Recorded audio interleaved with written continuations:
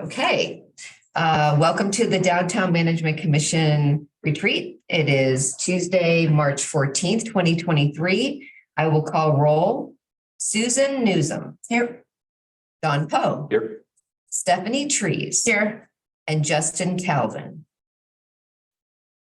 Not currently here, probably expecting him to arrive. And I will turn the meeting over to our chair for procedural items. Great. So this is the special meeting, but we have some procedural items we need to go through first. Because first we're going to cover kind of like our normal meeting that we would normally have at this time, and then we will go move into the retreat aspect.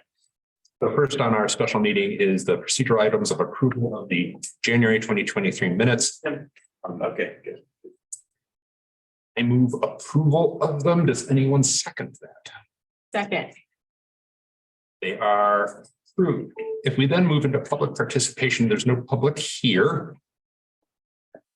Unless our guests want to. Oh, Oh, no. Oh, we're the public. I think it's nice to represent the public. If you have any questions from the public, let me know. And I can answer for you. Well, the city brought bagels. Did you bring donuts? Is there anyone online? Lisa, can you check and see if there's anybody showing up online?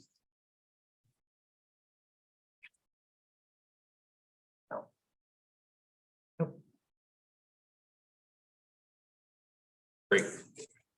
So the consent agenda topics will not be discussed unless there are questions posed by the commission. Did Susan and Stephanie, did you have a chance to review that? Was there anything in the consent agenda you wanted to discuss or had questions about? Visiting it real quick. I don't think so. Not for me. Yeah, oftentimes I poke on something, but this time I had nothing really to note really either. Good job, Lane. Yeah. Extra to you. So. How about the electronic signage refresh? Is that moving forward? Yes. It is. Summer, okay. I think my question about Lane for you about the mobile cart, are they seen as not competing, potentially competing? Are they serve the same food or similar food, the two food carts? Yeah, one of them is Colombian and the other one is Arepas, who they describe themselves as Caribbean, I believe. Yeah, okay, but similar food, you're not sure, okay, possibly. You know, and Okay. got the Nepalese dumpling cart that's in the mix as well. Yes. So Okay. And they'll be at 12th and, basically, one will be in front of the Ben and Jerry's where Okay. previously the sunglass cart was located. okay, Chris Norris, who was for a long time operated our hat cart, actually purchased the sunglass cart from the previous owner and he co-locates them in okay, the 1300 block. So that opened up the space in front of Ben and Jerry's. And then the second one will be basically outside of the kind of the glass elevator entrance to the Crystal Center where Avante is currently.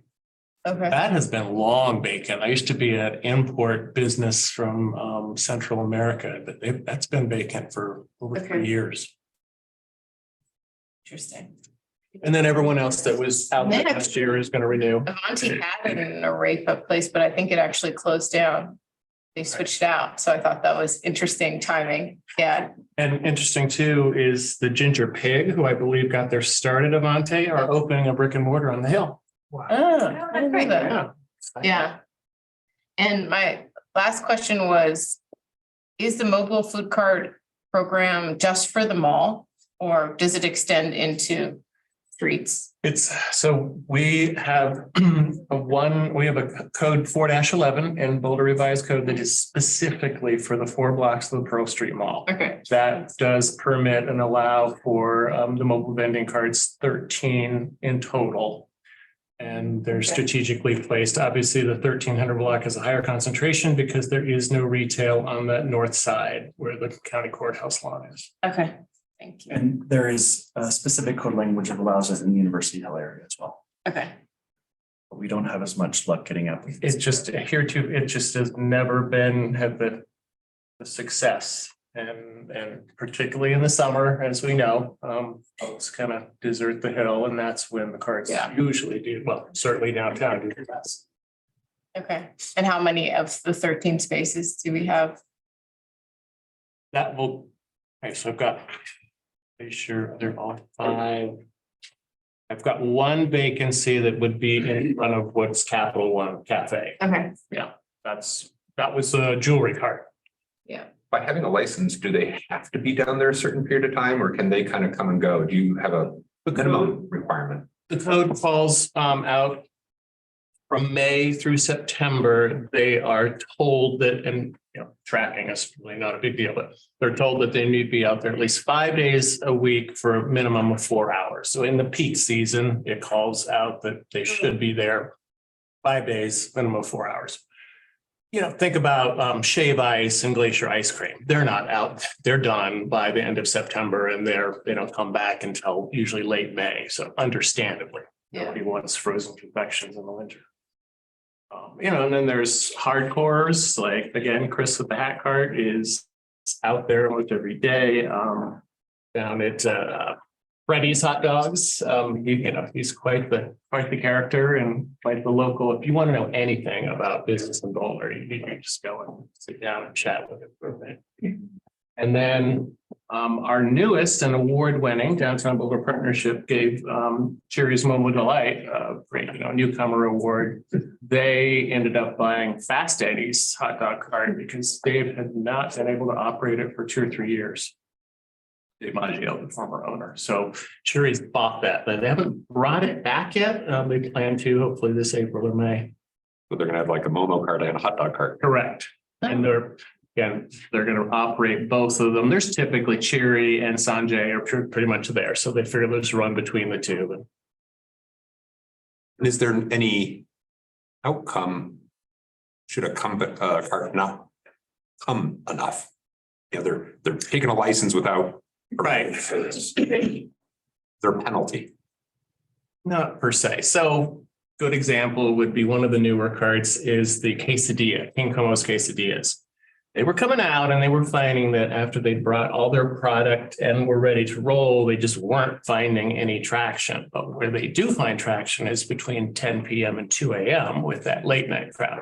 So they've learned that they're just at the tasting rooms around town for the afternoon to capture that clientele that's going to, XYZ tasting room, and then they'll hit the mall late at night. I understand their model, and we or I or whatever, I'm not enforcing the number of hours or how long they're there.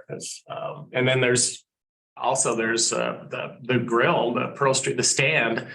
His license is actually that he can't operate until 10 o'clock at night because he used to be in front of the former Old Chicago. And that was seen as competition. So, Well, with that in mind, though, could we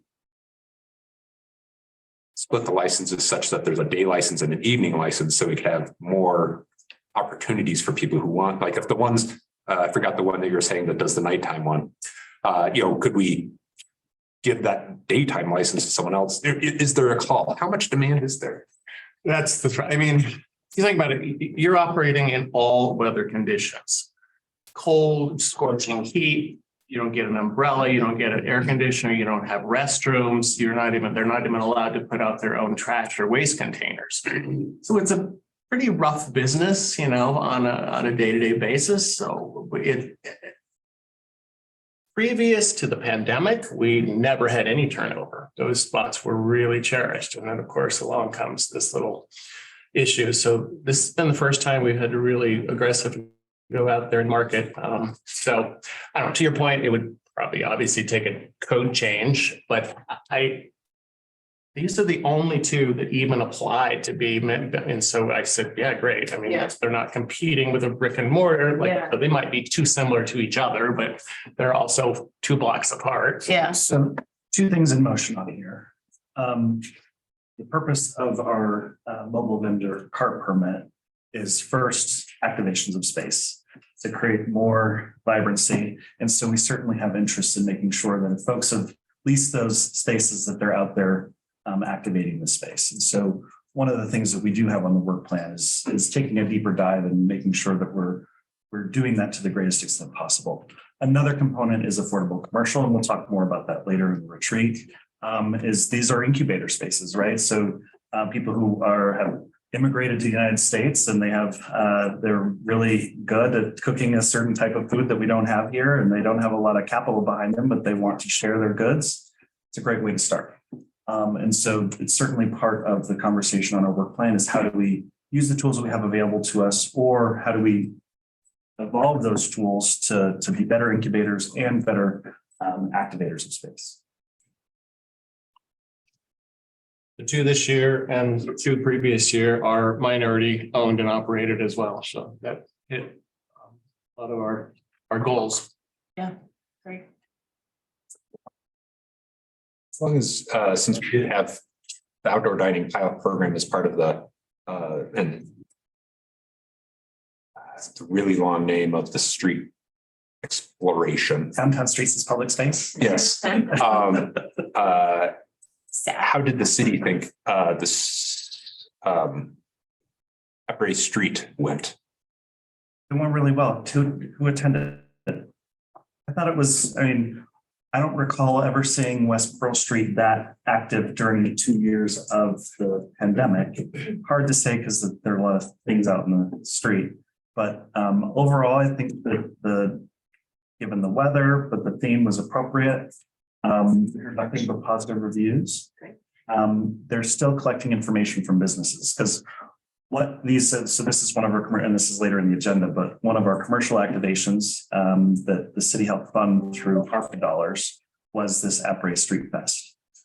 So really wanting to make sure that it's not just getting people out on the street, but it's also getting people into adjacent businesses and spending some money to help the economic vitality of the space as well. So we don't have those results yet. The Downtown Boulder Partnership did send a survey, I believe, yesterday evening to the businesses on the West End. 50% of the people who attended did not know it was there. They just ran into it, which was fairly remarkable. And then I was talking with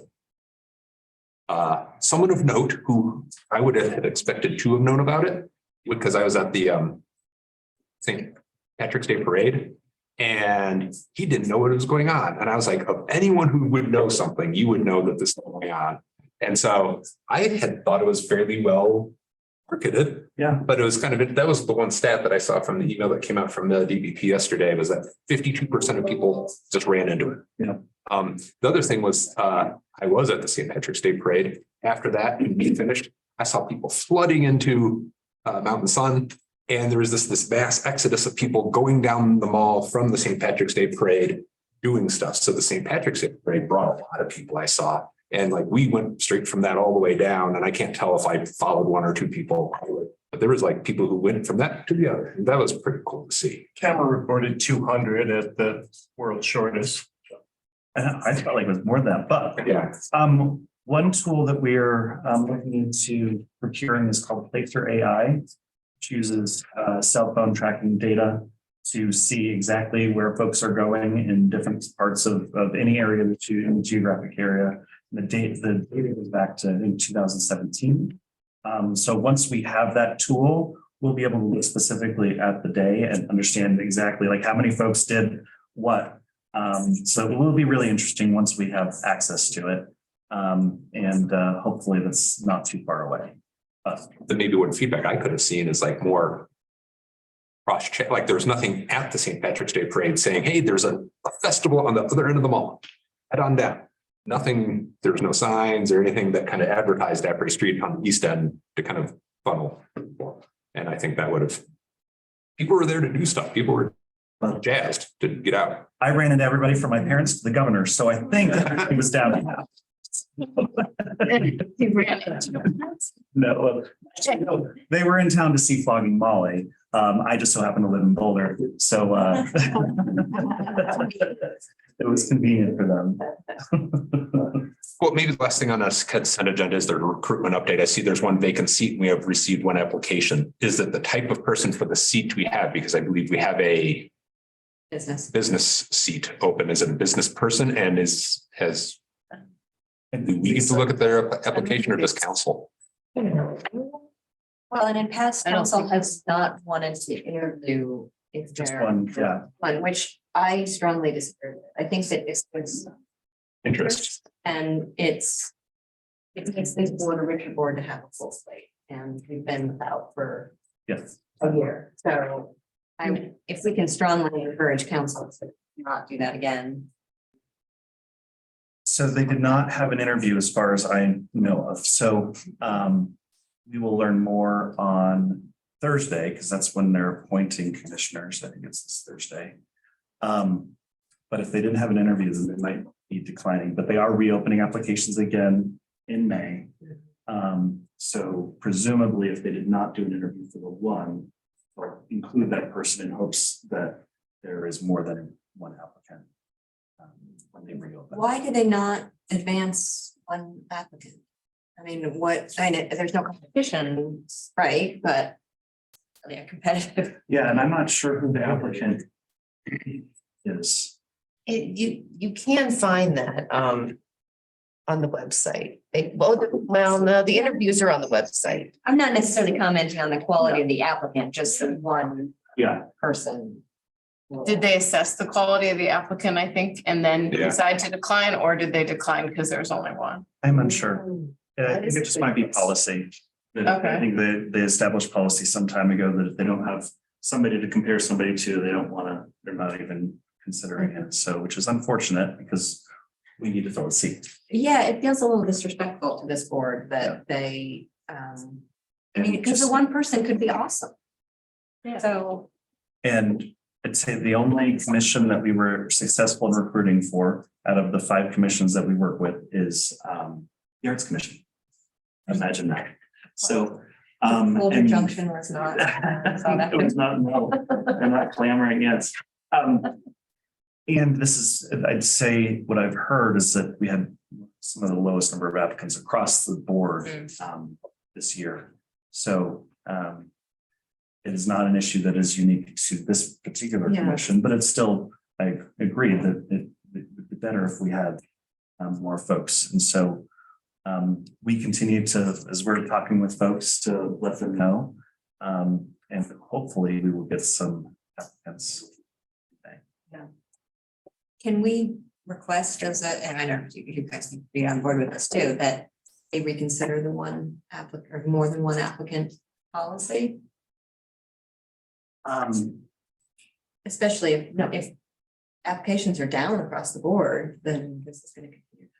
So we can raise that issue with the city clerk's office because the city clerk's office manages all of the applications and seeing what if there's an appropriate venue to, I mean, there is an appropriate venue because this is a broader symptom of engagement with boards and commissions and getting folks to volunteer. Yeah. And so there has been a lot of work happening in terms of how do we improve upon that. And it's not just that, there's other things like 5-year terms, right? It's like some folks might see that as too much of a commitment, especially if they're here for school, right? There are reasons where they're hesitant to make a 5-year commitment to a volunteer position. So there are a lot of different things that have been looked at and discussed by council. I'm not sure if that with the one applicant one is one of them. But I can certainly bring it up with the clerk's office and make sure that that's on the list. because Yeah. there- And when I'm interviewing people, I use all of my experience of interviews that I've ever done, not just who's I'm applying for this round. I know what a project manager looks like and what's a good one and a bad one. I don't care how many I interview if I find a good one. I'm actually messaging the city clerk's office right now, just to see if we only receive one, if that person is automatically just disqualified. Yeah. I just asked that simple question, see what we get. Yeah, still have that one position, and that's property representative. Seems very off-putting. Thanks for applying. We're not even gonna interview you. It's gonna turn them off in the future. Get off my soapbox. Soapbox removed for the consent agenda. If we are done with, that was the consent agenda, so we did have some comments. I suggest we move on to fund financials. Not to be discussed unless there were specific questions. I had a question. Remember when I was noticing the differences, it looked like between this year and last year were, sorry, the actuals and the estimates were operating expenses. But not personnel, which I thought was interesting.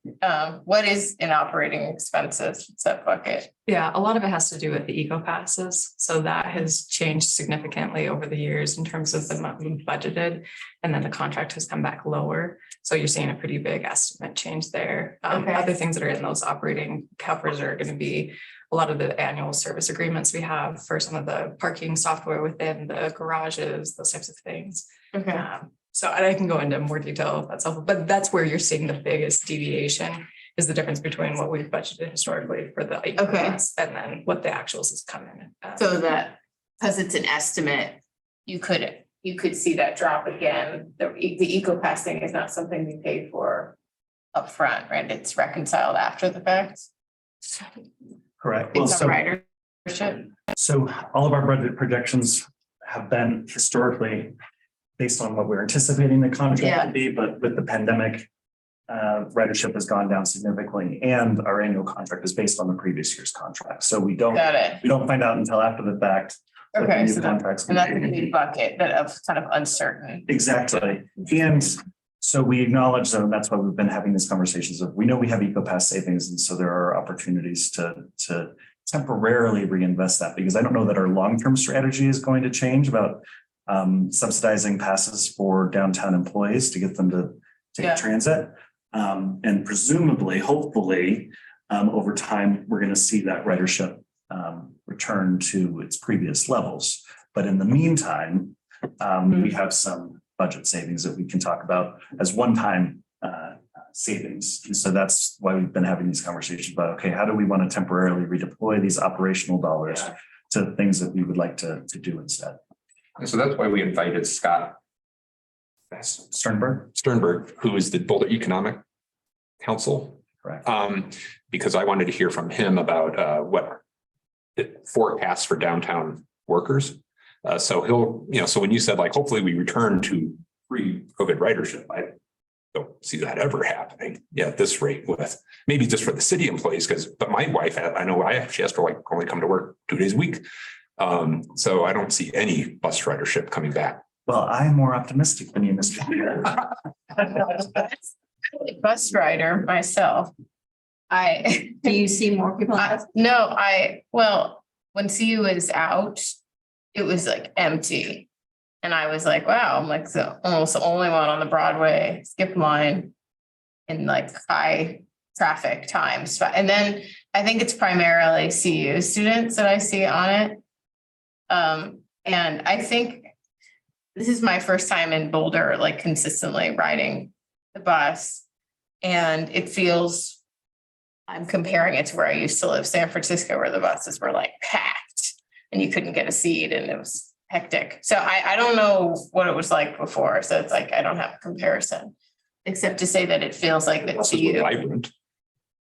Yeah, but I also, yeah, And also, commercial spaces eventually could correct, right? So as footprints of existing businesses in downtown Boulder retract and make space available for new businesses to come down to downtown, then it's a whole new demographic of people that don't live here right now that could be filling spaces that are currently underutilized. And so as commercial spaces and second floors correct, and whatever their more intense use is going to be in the future, then so yes, we might not see the existing businesses and operations return to previous levels, but it doesn't mean that the commercial spaces that they once occupied aren't going to get reactivated with some other uses.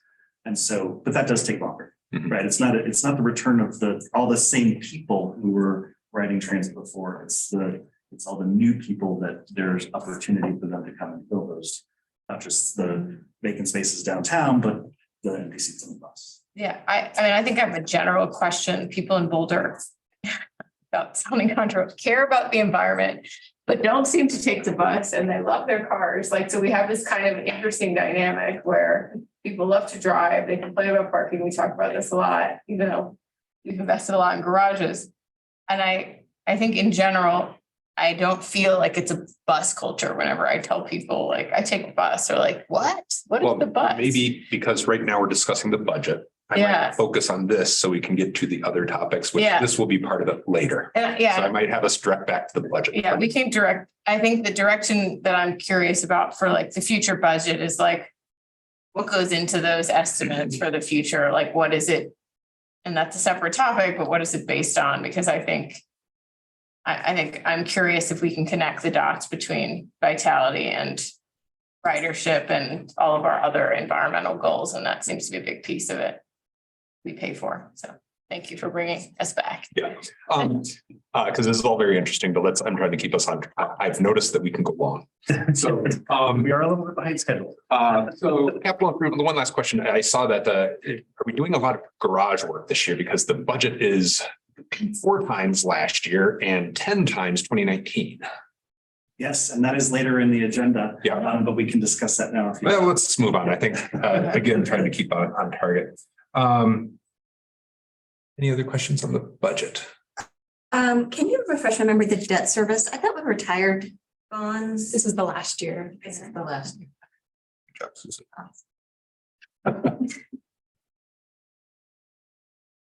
Our Moody's rating is very high compared to some folks that. Where is this fund being kept? So that's a good point. That is a good point. Matters from staff, the curbside management. I know we have some people here to talk to us about this. All right. Do we have permissions? Do you need me to stop sharing my screen? That'd be great. So, am I introduced Sam? Are you leading are you leading out for Chris Haglund? Yes, Curbside management? I am tagging in for Chris Haglund, principal planner, so please forgive me and be gentle on me. I'm just filling in here, but I'm here to introduce Carly, so I have some notes to read off on the project background. We're here this morning to provide an update on our progress in developing a comprehensive set of curbside management policies and practices for the city of Boulder. Over the past several months, the team has completed the flexible loading zone pilots and assembled the components of what will make up the final deliverable for this effort, the Curbside Management Implementation Guidebook.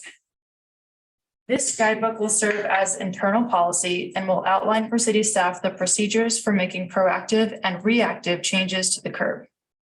Tonight, this morning, we are looking for your feedback on the components of this guidebook, which our team will present in detail shortly. Ultimately, when we return to boards and commissions this summer, we will be asking you to advise the city manager to use the guidebook to manage curbside uses in the public right of way. This is because procedurally, under the BRC, the authority to designate traffic operations and parking, including curbside uses, is granted to the city manager and delegated to the city traffic engineer. So today we're checking in on our progress in developing the guidebook and seeking your feedback at this stage. In this curbside management effort, staff is working on developing a set of practices to manage the allocation of curbside uses, with the curb being, in physical terms, the side of the road or the sidewalk nearest to the curb.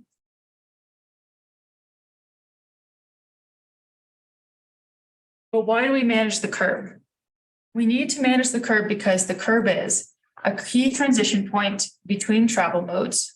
It connects you to your bus, your Lyft, your bike, and your car.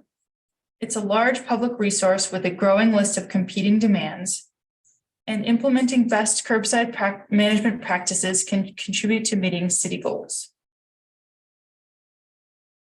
In terms of addressing city goals, curbside management can contribute to improving safety by providing safe, dedicated TNC pickup and drop-off zones. That's your Ubers and your Lyfts. Reducing travel delay and related emissions by reducing double parking and impacts on traffic.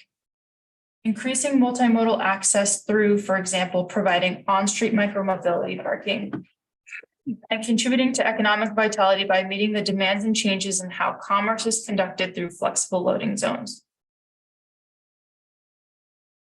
AMPS is part of and supports a key suite of plans that touch upon each other. Years working together with plans such as the Boulder Valley Comprehensive Plan and the TMP.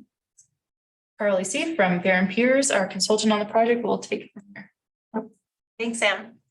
So before I dive into the meat and the recommendations of the curbside management plan, I'm going to set the tone and describe the project process, what we use to inform the recommendations. So we did a really robust existing conditions analysis, collecting quantitative and qualitative data. So on the quantitative side, we use CORD to collect an inventory of how is the curb used today.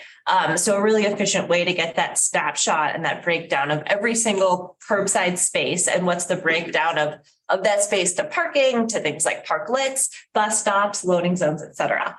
We also were able to collect utilization to understand what blocks are highly utilized, what blocks are underutilized, and comparing that with SmartKing data to think about the off-street parking utilization as well and how on-street and off-street parking can work together.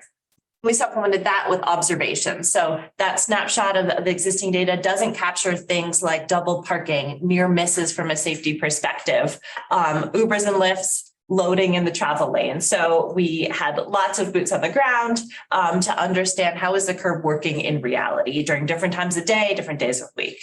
And then we also did a really thorough review of the Boulder Revised Code to see where are there ordinances around curbside management that potentially need to be updated, or where there not ordinances around curbside management where we need to add some. And then we talked to a number of different departments of city staff to understand what are the current processes for making changes to the curb, whether that's a request from business, a number of crashes, how currently does that process work, so we can understand where is it working well and where are there opportunities for improvement. So that snapshot in time of the existing conditions that we gathered from CORD showed, unsurprisingly, that most of the on-street curb use is used for parking.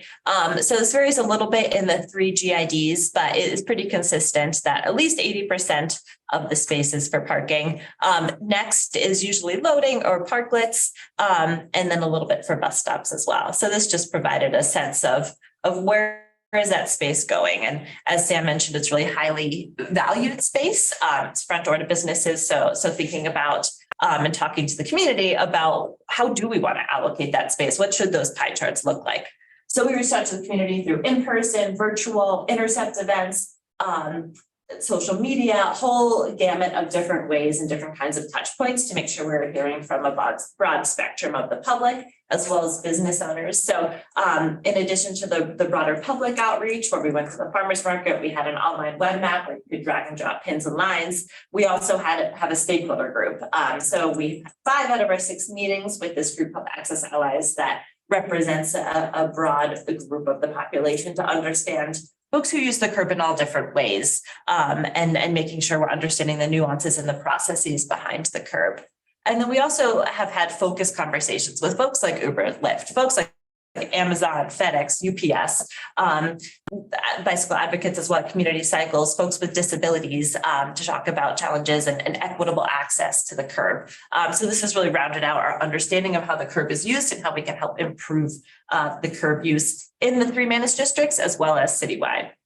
So this is one of the responses of many from our survey. This is asking folks from the community, how do you want to see the curb used in downtown? We asked the same question about University Hill and Boulder Junction, but you can see for downtown, highest uses are a lot around activation. They're access for people more so than access for vehicles, which is in contrast to that pie chart where we saw that most of the pie chart was that blue for vehicles. We're seeing that people want the curb for bikes and scooters, for Ubers and Lyfts, for crossings for pedestrians. So this was provided an interesting kind of vision for us as we can reimagine those pie charts of what the curve should look like.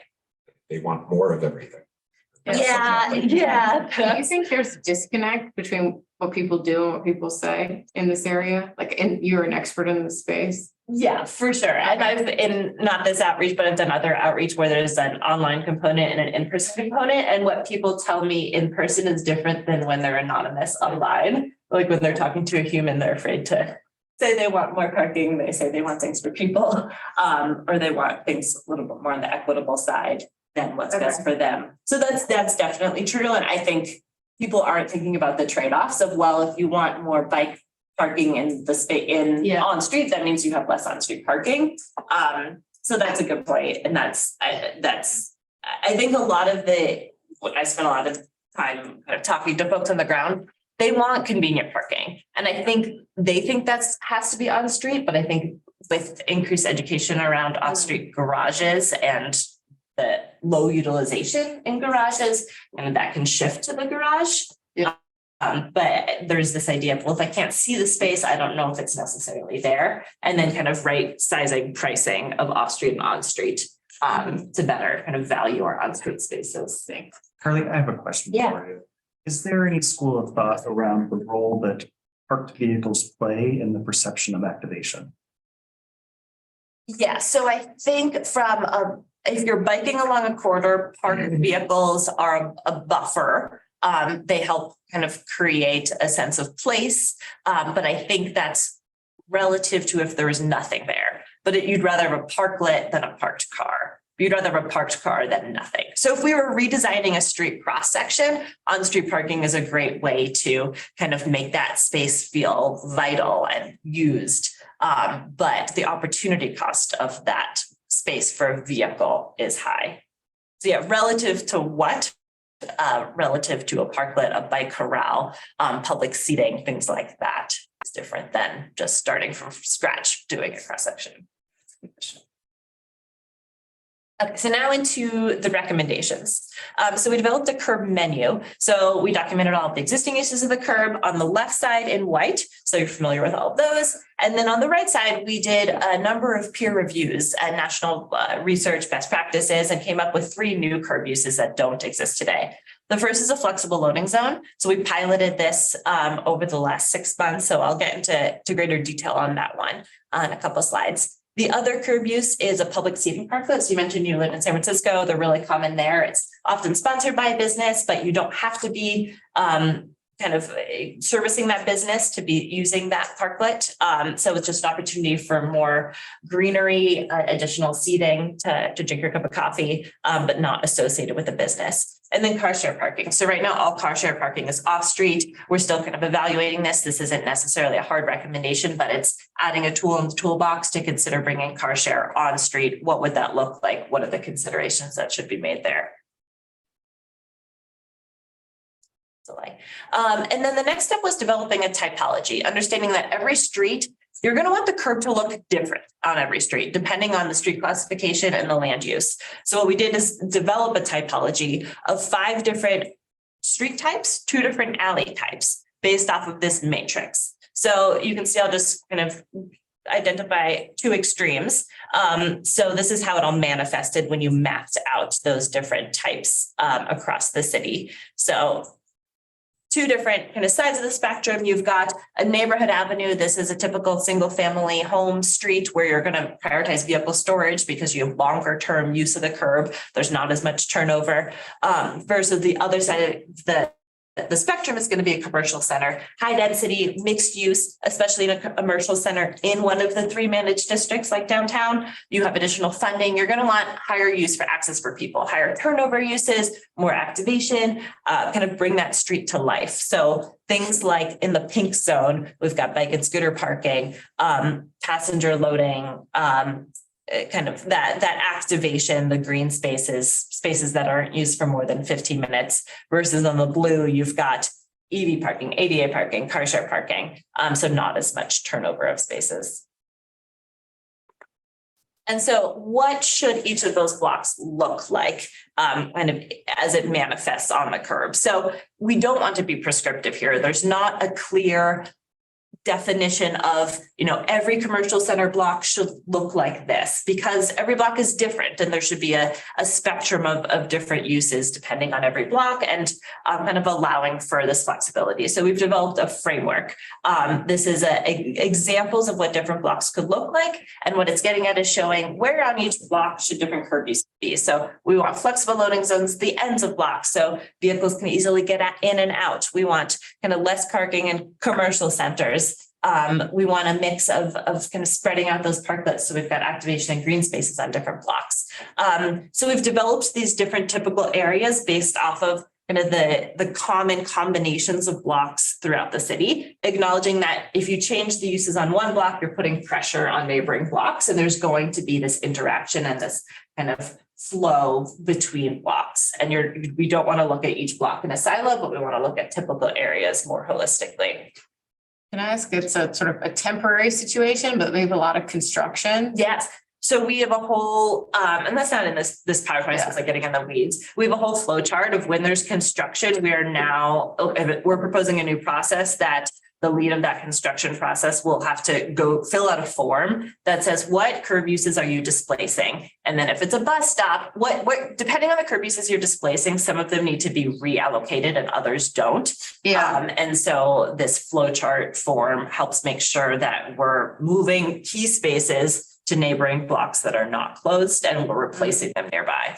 Okay, I think that could be another topic for activation, because it's not like a necessary, like a bus stop, but having a construction site on half the block or in part of the sidewalk creates, even if you technically can get through, it does change the feel of the block and the use of it. Yeah. For potentially very long periods of time. And that's one of the questions in the flow chart is how long will you be closing the block? And it gives guidance as to do the construction in phases, if possible, where your employees or the folks working on the construction site should park. So a lot of the field work I did in Boulder Junction, you've got the construction workers parking on street, taking up spaces for the businesses. So kind of directing construction worker parking off-site to not put even more additional pressure on those on-street spaces or uses.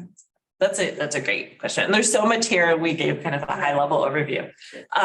So just qualitatively, how do we want to see changes of these different curb uses in different managed districts for each of these categories? So more access for people, less vehicle storage. That's going to look a little bit different again on every block. One connected. I know a lot of the issues around development and construction here are related to just how long everything takes. And is there an element of this that might extend the construction time? Like, is it adding logistical red tape to Like the process of process? There's already a process in when they can be allowed to change stuff and moving the bus stop, like. Yeah, there's already a process in place. Yeah. It's just not consistent and standardized. So what we've done is just standardize the existing process. Okay. So right now the process is very, like they ask the same questions of, is construction displacing a bus stop or closing a bus stop? Yes, okay, you should displace it, but there's not any documentation of that or kind of clear guidance as to when spaces need to be moved. So this process already exists today. It just is probably slower than it would be if we had one form that Maybe provides really. speed up the process. Yes, exactly. Okay, thank you. Streamlining and adding transparency.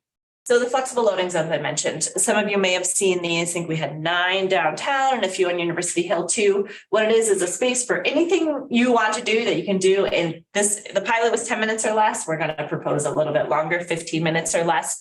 So that's Uber, Lyft pickup, drop off. That's private vehicle pickup, drop off, running in and picking out your takeout dinner, your online order. A commercial vehicle loading as well. So what this does is it pairs passenger loading and commercial loading. So similar to that shared parking approach of they have different peaks. So let's be more efficient with our curb use and pair those different kinds of loading into one space rather than having distinct spaces for each that often sit empty. So that commercial loading space that sits empty Friday night, the passenger loading space that sits empty Tuesday at 10 a.m. and pairing those together. So we're in the process of evaluating those flexible loading zones through lots of camera data, citation data, crash data as well. We have some preliminary findings that they've been really successful, but we're still kind of reading through lots and lots of hours of footage to kind of understand the before and after of those. But as of now, we'll be making a recommendation for long-term implementation of flexible loading zones in key areas across the managed districts.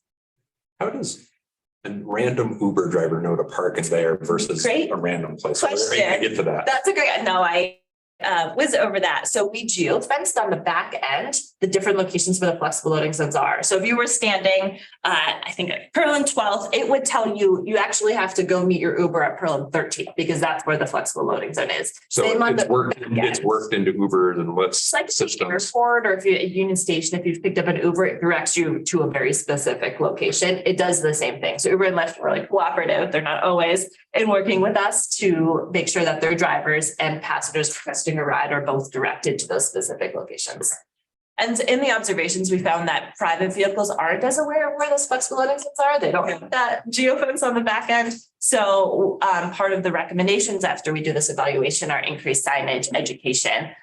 We saw folks dropping off at Broadway and Pearl where there isn't one of like, if you just go one more block, there will be a safer space to drop off your child or whatever. Oh, sorry. Off topic. So lots of recommendations here, a lot of potential kind of vision for changing the curb. What are going to be those catalysts that cause us to assess different blocks? So it's hard to see over our faces. I can't move, but there's 4 main catalysts for changing the curb, and I'll walk through each of those individually. So the first is as a developer. So kind of similar to doing a traffic study and looking at kind of investing in the bike network that's adjacent to your property. The developer will go through this process, and all of these tools will be converted to an online, easy to use flow. So this is a lot, and it's complex. So these are the ingredients that will then be transformed into something that's much more interactive and kind of shows the information that's relevant to you. And so the developer will assess, based off of my new development, what are the changes to the demand for the curb? So I'm working on the Alpine Bosun site. I've said the demand for the curb would be very different than it is today with the vision for this site. And so we'll want much more short-term loading rather than on-street parking. And so the developer will integrate into that process and understanding of what those changes to the curb are needed by applying the tools as a part of this guidebook. Capital project. So North Broadway is a really great example here, doing a big corridor study, plan, design, implementation, construction, whatever it is, understanding how the curb will change into the future in line with this vision. So there are a lot of cost efficiencies of assessing curb changes along a corridor as a part of a broader curbside management plan. Or sorry, broader corridor plan. And then the next one is proactive changes. So city staff looking at 4 different performance measures and understanding blocks that are going to rise to the top based off of these different performance measures. So crashes. So if there are more than 3 curb related crashes on a block in 3 years, that curb needs to be reassessed. So you'll look to the typical areas, you'll look to this framework and hierarchy and see, well, what should the curb look like compared to today? Because clearly there's a mismatch in supply demand. There's non-compliance. People are doing things that are unsafe because the curb use they want to see is not present. So let's kind of better match supply and demand. And these various performance measures are indicators that there's that mismatch. And then the last one are reactive changes. So this is happening today where businesses request a change to the curb outside of their business. And right now the city process is not consistent. It's not standardized. It's not transparent. So business requests a loading zone. The answer to that business is a little bit different every time. They say, well, why did you say yes to my neighboring business, but no to me on the loading zone? And so there's a flow chart that has an element of subjectivity, but quantifies this response with different scores as to whether city staff should agree to make a change to that curb use or not agree to make a change to that curb use. So how will this all be implemented? So for every curb use that we saw on the curb menu, there's a cut sheet that talks about design considerations. How long should that curb use be? What are the materials that should be used? For a parkway, we need to make sure it's safe and has reflective materials. What are the budget implications, both the cost for construction, operations and maintenance, as well as staff time, acknowledging that there's resources that are going to be needed as we turn the curb over. Is there a recommendation with sounds particular, but with response time and decision-making on the city side? Yeah, that is not if there's a request from a business to make a change to the curb, how long they have to respond. We did not document that. And that would be something I'd work with Chris Hagel and other city staff to understand. Yeah, I mean, I don't, it more, not like a rule, but guidance. I think some of the time implications for this stuff have cascading impacts on projects. And then people do bring these up all the time as being there's a lot of process and the process takes a long time and it's almost like a way to give guidance to the city on maybe the implications of that Nimbleness. nimbleness and like when there's a kind of when there's a process, it can be easier. And that's why I like what you're saying. If it's a clear cut thing, this should take maybe an estimate of a week, like sometimes Similar with- people, yeah, I mean, as a business owner myself, I see sometimes when people have a lot of time, the process takes longer than it has to. Sometimes Yeah. people know like, actually, that should be a short thing. Like it's a sort of a check the box or. Yeah, Yeah. yeah, that's a great addition. So implementation, what's going to happen first? So looking first at, in that typology, the commercial centers, so that's the highest priority, are these dense mixed use, especially retail corridors. And then as far as which curb usage should we look at first, flexible loading zones are going to be the first one because we've done a comprehensive study on that, and there's a need for more loading zones based off of a lot of the crash data and observations we've seen. And then those proactive different performance measures, looking first at really high crash areas where we've seen a lot of complaints from residents and a lot of non-compliance. And then reactive, continuing to respond to those business requests. And that the city should continue to evaluate data and monitor, especially before and after studies, as there's changes to the curb, to understand the implications to travel behavior, to moving the city towards its goals, and making sure we're clearly communicating these changes to the public and to stakeholders and business owners. We've also done a memo that's going to be an appendix of future technologies, ways to enforce the curb, to continue to monitor the curb, and just to make sure that we're kind of keeping up with best practice in this space. What is the number one resident complaint? It's for my knowledge. Sam might know that offhand, but Downtown resident. probably illegally right? parked vehicle. That's a good question. I don't know that I've synthesized that information in that way. Like by downtown. Anecdotally. Anecdotal. It's the curb in front of my residence is occupied by others, or I'm not allowed to park there. Yeah. And so I have to park around the corner, park from my home, and then, Yeah. or my guests do as well. So next steps, a number of meetings are obviously in midst of discussion with commissions. We'll be giving information packet to council in April, and then continue to report back as we get feedback. So we recently got feedback from TAB, and we'll continue to incorporate that feedback and go through the council process. So any feedback on, we highlighted a few items in particular that kind of carry a lot of the weight and substance, but if you have any questions or comments, would love to hear your feedback. I was providing some feedback before we really started the meeting, but and so just there was one that had like the map of this downtown area. There was no legend to kind of tell like what all those little color blocks were to make it. But when it's interactive, that'll make more sense. Yes, we're hoping like business would say their address and it would tell you what type in the typology map, and then what should a typical area look like based off of the circumstances. So there's a vision that we will come forward. Cool. And then you and I were starting to talk about the flow charts of like accessible parking and flexible loading. And what I didn't understand from those two was how do those get triggered?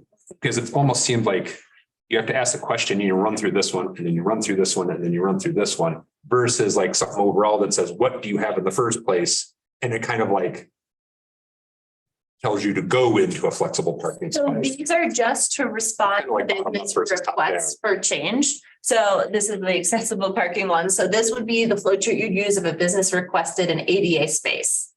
If the business requested a flexible loading zone space, in your appendix, you have the flexible loading zone one. So you only use one flow chart depending on what the request is for. And then the questions that are asked are specific to that curbside use. So when it's like, is there capacity on the block for the given demand? And it says do not if it says no, it says do not implement. That was kind of was like, there was no like, that part of it was just like dead end. Like at that point, it seemed like, well, maybe we need to reconfigure the block, or is there a bigger issue? It's like that first one off to the right that says no. Yeah. Just seemed to pretty fast no. Yeah, and Learn quickly. And that's a good point to integrate this into the broader vision for what the curb should look like in each type. So this is responding to one space that has a specific request from a business, but I think changing that no to, okay, look at the curbside implementation guidebook, understand that there's maybe potential need for making changes to the curb in the broader area instead of not, maybe that one space won't be turned over, but maybe there's a need more broadly. Mhm. So I think that's a good point. I do like a definitive no, though, as an answer because. No to answer the business, but maybe to city Yeah, staff, they go. But through a like, it process. can be a quick no, but we'll like submit your feedback to this process for consideration, but I Yeah, do think we get that. 5 of them on this block and each spot's no, but. But I together that seems think that yes. like, the more I talk to businesses, I think they're obviously advocating for their own business interests, and sometimes you give people hope. And it's this drawn out process of like, well, maybe I'll change the city's mind to change their codes or to do this. And I think sometimes that's worse than like this is a no, this will be submitted to this annual process, and then they just start hitting the pavement next year to advocate for their interests maybe, but. I get yeah. your desire for speed and efficiency, but on the other hand, that's a pretty fast no. And if you do, there's no, Well, you want to know why, maybe no, and then an explanation, but I'd rather get a fast no with a good explanation than like waiting to hear months back from the city and it turning out to be no. And with, you know what I mean? Yeah, and I think it would be a fast no, but that the city is taking action to understand that maybe that request for a loading zone doesn't belong in that one space, but it does belong in a broader area. And that business owner had kind of insight into the need for a loading zone. More broadly, that wasn't the appropriate space, but that's the city's taking. but maybe we can action. put it down at the end. Exactly. Or pair to another business that also needs a loading zone, acknowledging every business can have a loading zone in front of their business. Yeah, that's what I'm, because at a certain point to know is like, oh, I need it. Yeah. And so maybe there's a better, No, but. a side no. Yeah, explanation, sufficient explanation and process, yeah. It seems to me like the key to whatever we've come up with at the end is communications. And most of that is I'm in my car and I'm not on the internet. It's like I'm in the situation. So the signage almost seems like it has to be, there's the regular old signs that I don't even pay attention to anymore. I mean, it's almost like there needs to be curb painting and different kinds of signage and because people just don't pay attention until Yeah. they're. And in our peer review, we looked at curb paint, but from a maintenance perspective and just snow often kind of covers that. Yeah. So deviated from that, except for potentially painting curb at key locations. But did identify a need through all of our outreach and then the peer review for making signage more clear. So especially our flexible loading zone pilot and talking to folks, well, I didn't use the flexible loading zone. I didn't understand what that was. It felt jargony. And so an update to signage and a consistency. So there's not 5 different kinds of loading signage. There's one, and you know exactly what it looks like. Yeah. I'm like a connected, I struggle with this a lot. Some businesses on Pearl have like an alley pickup, and once I figured out that they did, which took me years, I stopped trying to look for those like 2 loading spots, which I never found after circling multiple times because they were very few or always busy. So I'm wondering if education to the restaurants or even within some of the app workflow. I don't know how easy that is to implement at all, but even for me, I would consider myself very, like, given I'm on this commission, pretty knowledgeable of this stuff.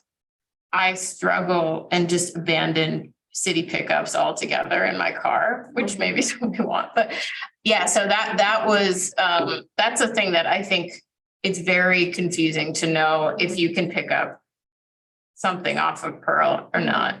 Yeah. And maybe there's more direction to businesses to use the alleys, how they should use them. And alley flow is really challenging. It's like, I went the wrong direction right in front of a police car. And I was like, oh, shoot. So that part I think is quite confusing. And I don't know a good answer except to say that, like, I don't think signs of every business, we don't want them like putting signs like, go here, like it's really ugly. So maybe there's some other sort of more integrated education to businesses about where their pickup, at least food pickup should be.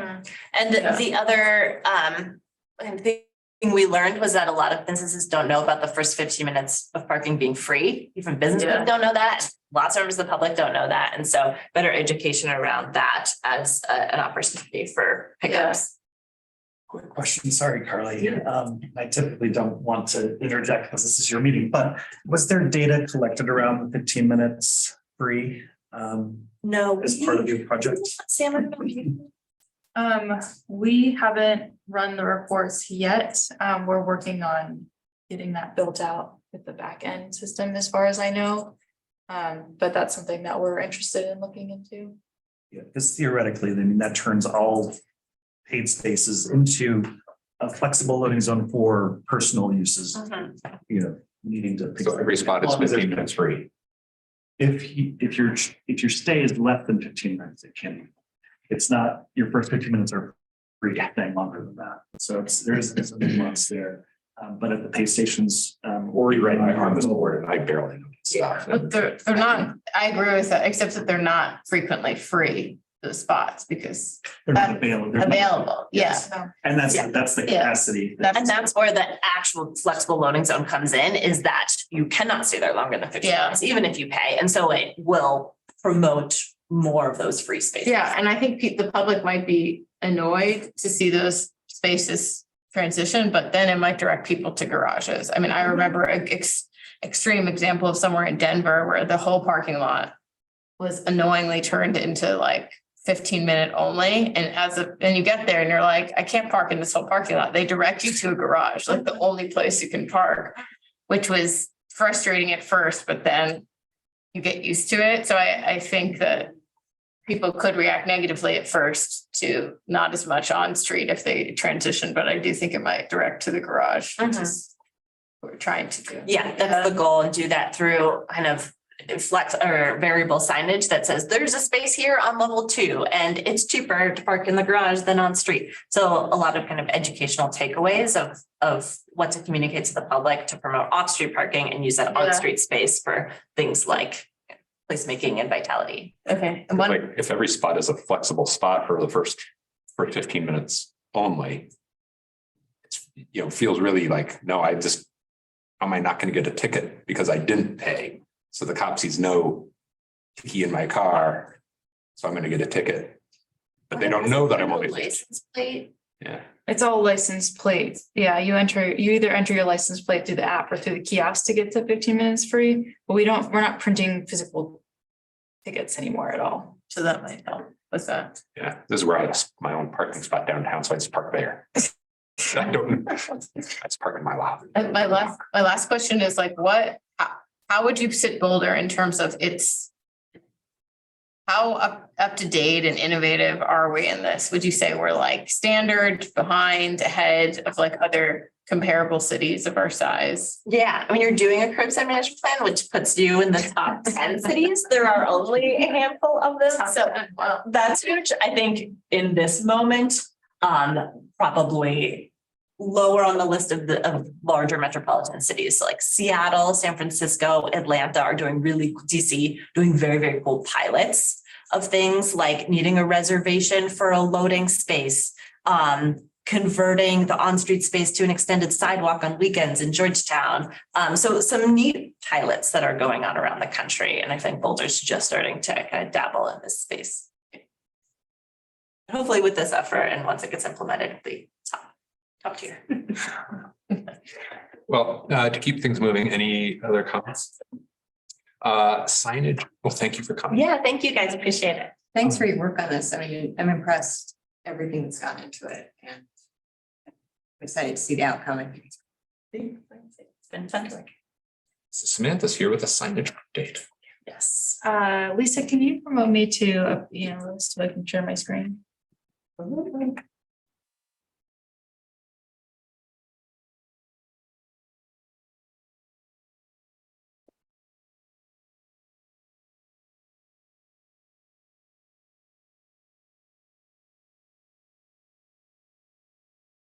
Oh, it seems to be disabled. Now you can. Okay. Oh, wait, Oh, no. you- Sorry, now. Co-host, maybe that's what you need. Where's the button? It's a good segue from some of the comments from. Yes, I was just thinking about that. Yes. Yeah, since, oh, there we go. Since we were just talking about sign clutter and confusing signage, that is a very good segue for our on-street signage refresh project that we're working on this year. So this is just a quick heads up that we are working on a project to update some of our sign infrastructure and clean the signage up and make it a little bit more consistent and standard across the city as a whole. So you'll start to see these signs going up downtown.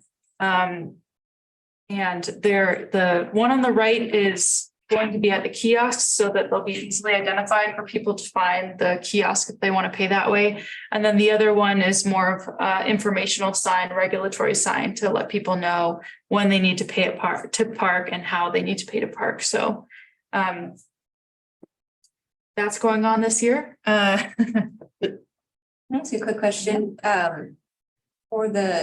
Do you have data on how many people use the kiosk versus use an app? We do. I haven't looked at it recently for downtown. I was just doing that analysis for camp because we're evaluating the Chautauqua Area Management Program pilot this year. And so what was interesting for camp was when it started back in 2018, utilization for Park Mobile, which is the app, was like 35% versus kiosks, much higher.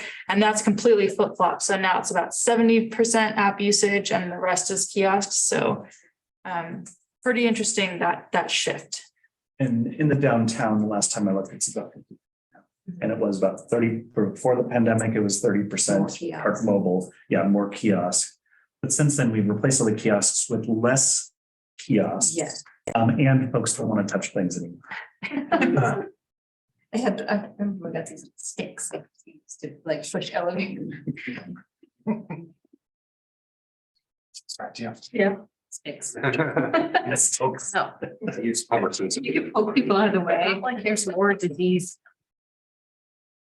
And this is a little off topic, but I just wanted to remind the commission, we talked about this last year, but performance-based pricing is going into effect rather soon in a couple short weeks. So we're going to be starting to, put out this information more. You'll see ads in the Daily Camera. There's going to be press releases. So information is coming shortly. This is the map of where parking will be going up to $2 per hour. Everything else is going to stay at $1.50 per hour. But this is just a quick reminder since we're here that this is what to expect coming soon. All right, thanks, Sam.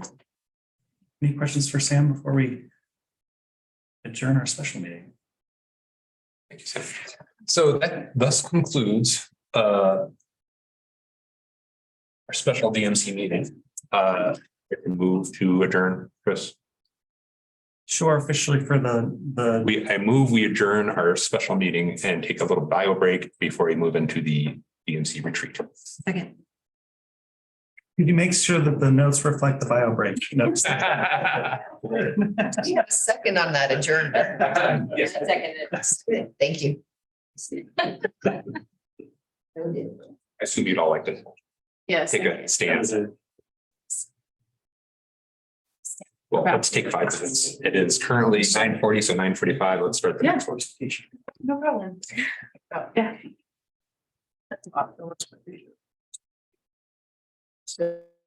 About sign up. That signs don't actually point to parking kiosks. Like a new thing. The signs, there's a sign, okay, well, there's 2 signs. There's one that actually just goes at the parking kiosk. So it doesn't point to it, but it kind of indicates where the parking kiosk is. Is that what you mean? And it's like. No, yeah, there's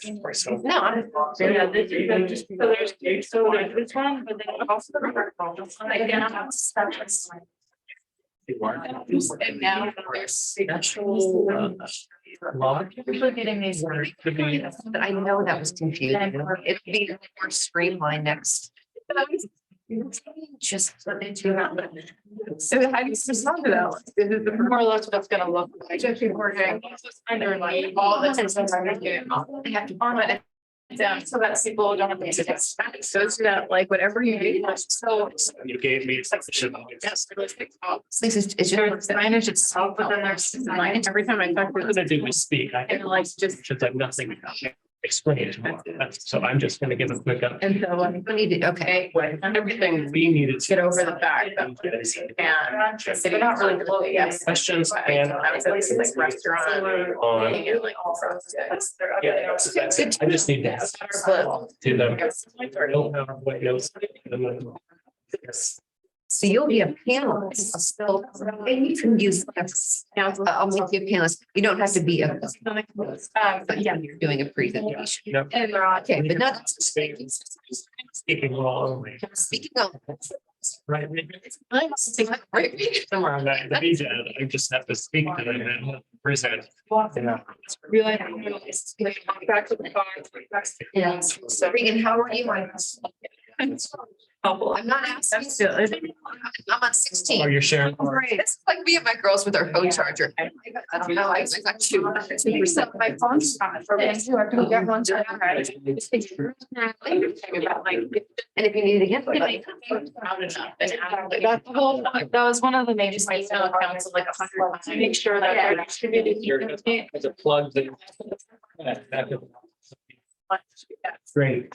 That's awesome. Thank you. Fred's always got his fingers on all kinds of, you know. Swabs and cords and cell phone screens. How was your, Elaine, how was your happy hour yesterday? Sorry, I missed it. Oh, you know what? It was actually just Jen and I. And Chris Jones showed, like, we were ready to head out the door and Chris showed up. So he had one, and then I had to get home because I played virtual bridge online last night. So it was just Jen. You know, the funny thing was, it was just Jen and I, Jen saying, I miss you and I want to get together. And she said, even though I'm working from home Monday, I'll come in and meet you. So then I broadcast it out and everyone replied. It was like, okay, so. Bill and I were at Tab last night, so that Oh, was. yes, that would do it. Like Lori Call had, even Molly, our previous director, Molly Winter, she said, oh, I have a doctor's appointment. Oh. But we'll do it again. Yeah, I definitely. Monday, it was a weird night to have it, but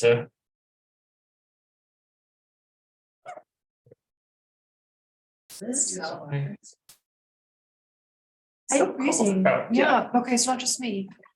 yeah, it's fine. Anyone felt chilly. Okay. I was shocked that you didn't have any socks on. Like, you must be cold. Well, that's later. My feet are cold.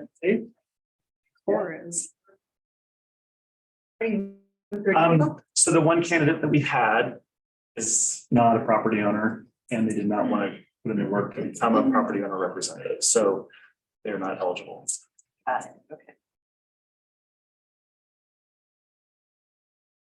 Unfortunately. Maybe we need to look at changing them. And they did, so, and the policy has changed. They are accepting if there's only one applicant. In our case, Okay. one applicant is not eligible. So what about, so it's, right now it's three. 3 and 2. Three And that's 3, and that's for the state law. For general improvement districts, you have to have a majority property owner representation. So unless the state changes the law, I think we're going to have to be stuck with that one. Go talk to your friend. You know, your family attitude. It was so funny. He's like, where are you guys from? And they're like, you live in Colorado? You're Colorado? And they're like, yep, we live in Los Animas. And he's like, no more questions after that. It's like, he's not gonna even try. Because he's got his deep unhappy, yes. They went to go to logging malls. We still live in, I haven't seen excavate them all and fix the plumbing and they're the problem. They're the. This is amazing. All these things don't really add up to it. I went them last So you're asking your mom on the crowd. We were close. I mean, I went with them last year to Taos to see ZZ Top. Oh, that's. So they love live music. That's their preferred activity in their town. Texas. Oh, yeah, they. So I might have us keep moving along. I have our special beat and see. I had gone to George, you know, and he thinks are we ready to get started again? I guess we did. Justin is on his way. Oh, Oh, okay. Oh, I was wondering if yeah, I sent him a quick text. He says, "Goodbye, I will be there shortly." So I have some slides I'm going to try to fly through because we are a bit behind and I want to make sure that we have maximize the time for commission discussion around priorities and objective development. how much time do we need to make up? How far behind are we? We are probably a half an hour behind. And we have guests that are going to start showing up at 11. So want to make sure that with that open discussion, that there's an opportunity for exchange with all of us. So yeah, I'm going to fly through, but our agenda, we do a quick 2022 year in review. We're going to talk about the roles and responsibilities of the commission and of staff. There was an attachment in your packet around kind of the history of the priorities and the letters over the years for some context. We'll talk about the 2023 council priorities. I might fly through these, so we might not need another break. I'll leave it up to the chair to decide. And then we can get into some open discussion around priority setting for the years ahead. So real quick, in 2022, the things that we made significant progress on, first, partnering with the Downtown Boulder Partnership and other city departments and supporting their work in developing the downtown vision plan. So hopefully you all have been hearing a lot about that, and it went to council actually a couple meetings ago. So they've seen it and were able to provide their comments to Chip. And so it's not a plan that the city would adopt because we didn't produce it. But it seems like overall there's good community support for the big moves and big ideas that are noted in that document. And certainly, something to be thinking about as we're establishing the priorities for CAGID specifically in the role of DMC. How was that plan received by council? Very well. Yeah, there are no major, like, what the heck you doing? Seems to be really well generally supported. There were questions again about, as typical, about equity considerations to the downtown business community and how are we attracting and retaining minority-owned businesses in the downtown. So that was probably one of the substantive questions that we haven't solved yet, right? And that's tied to some of our more affordable commercial conversations, and we'll talk a little bit more about that. Of course, as you all know, CV was instrumental in championing the outdoor dining pilot program in partnership with a number of other departments. And we just closed out our second application round. We have 9 applicants. Most of them are downtown, some on the west end and some elsewhere. So really looking forward to working with those applicants, hopefully getting them across the finish line so that they can have expanded outdoor dining by summer. Access management and parking strategy, probably you've heard more about that project probably than any of our other projects. And so Sam has been doing a fantastic job, and we've now hired her on permanently. She's with us forever. Congratulations. So we don't need to talk more about that. I think you all know what we've been working on that front. A lot going on in that area. I wanted to highlight, all the new retail tenants that we have in 2022, from Anna's Art Gallery to Liquid Salon, or Over the Moon. It was Liquid Salon Liquid. Now it's called Over the Moon. Oh, I didn't realize. So the transition there, the architecture firm transition, it's still an architecture firm, and Colorado Glassworks in the former Common Era. I can't remember all the things that were, it was a vintage shop and a hat shop. That's right. So we are now our first floor spaces are fully occupied right now. What's going into the place at the corner where right at 15th and Pearl across from Legal Pete's? Across from. Wine bar. That opens, I'm going from my birthday, I'm going to their soft opening on Friday. Wow, you're the insider. Stay, which is, they didn't have their soft opening. Everything's great. Thank you. Wait, is something opening in the former art gallery next to Avanti? That is a really great It's a big question. I thing. don't have any details. I mean, I know that there's been a lot of conversation. I don't know if somebody's actually leased it. That's the challenge. What we're hearing is all of the spaces, pretty much all the first floor spaces around downtown are leased. just if there's a change in use, there's a significant city planning process that businesses have to go through before they can open. One example is Old Ted's Montana Grill has been leased for some time, but the users are a vintage or rehab furniture shop that also wants to sell coffee and beverages. So it's a different use. Is that- When? Wait, is that the one next to next to, Stuff from like Laughing Goat. Next to the Laughing Goat and Shoe Store on the corner. oh, there, not the one that's been vacant for a really long time, which is next to the pizza place and the corner unit. Catty corner from Avanti. Oh, that's, so yeah, across from Oak. that is, Chiba Hut is leased it some time ago, but going through a significant process is my understanding. So, yeah, they're a different concept for Chiba Hut, yes. Okay, no, that's not a hut, that's. I think we talk about this after. This disconnect between, I think, perceived vacancy and actual vacancy, and it's like, it's profound, I think. Public thinks it's the sign of the end times of Boulder, whereas it's just like extremely long city planning. And then, Yeah. and then the Top Hat and the restaurants, like all those properties are being developed. Yeah. And so that's all gonna get pulled out. Someday. And yes, so there's a reason why they're not, it's like there isn't demand. It's just the transition, the time it's taken to transition those spaces to their future uses is not happening as quickly as anybody would like. Yeah, and I talked to like some council members about this, but there are no. You can't like tell a developer or a business to like put signs up to say that construction is in progress. Or like guide them on what to do. You can make recommendations, but you can't enforce those. And that's like the free speech violation. So I think it's an interesting maybe opportunity to make recommendations that people can choose not to do, but I think that's maybe something we could talk about. Yeah, well, and it's certainly a role that Downtown Boulder Partnership has played in the Yeah. past of activating spaces that are, gonna be transitioning.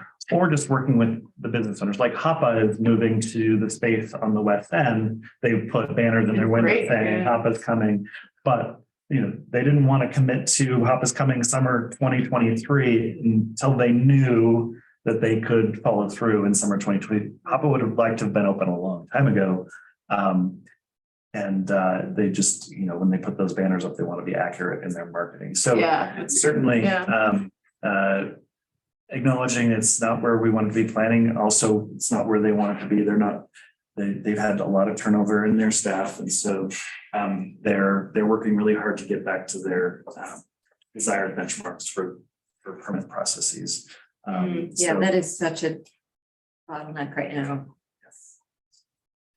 but we're really happy as far as the cage zone spaces, for the most part. Yeah. The former Michael Bittner space on the second floor at 1100 Spruce, it's a small, how many square feet?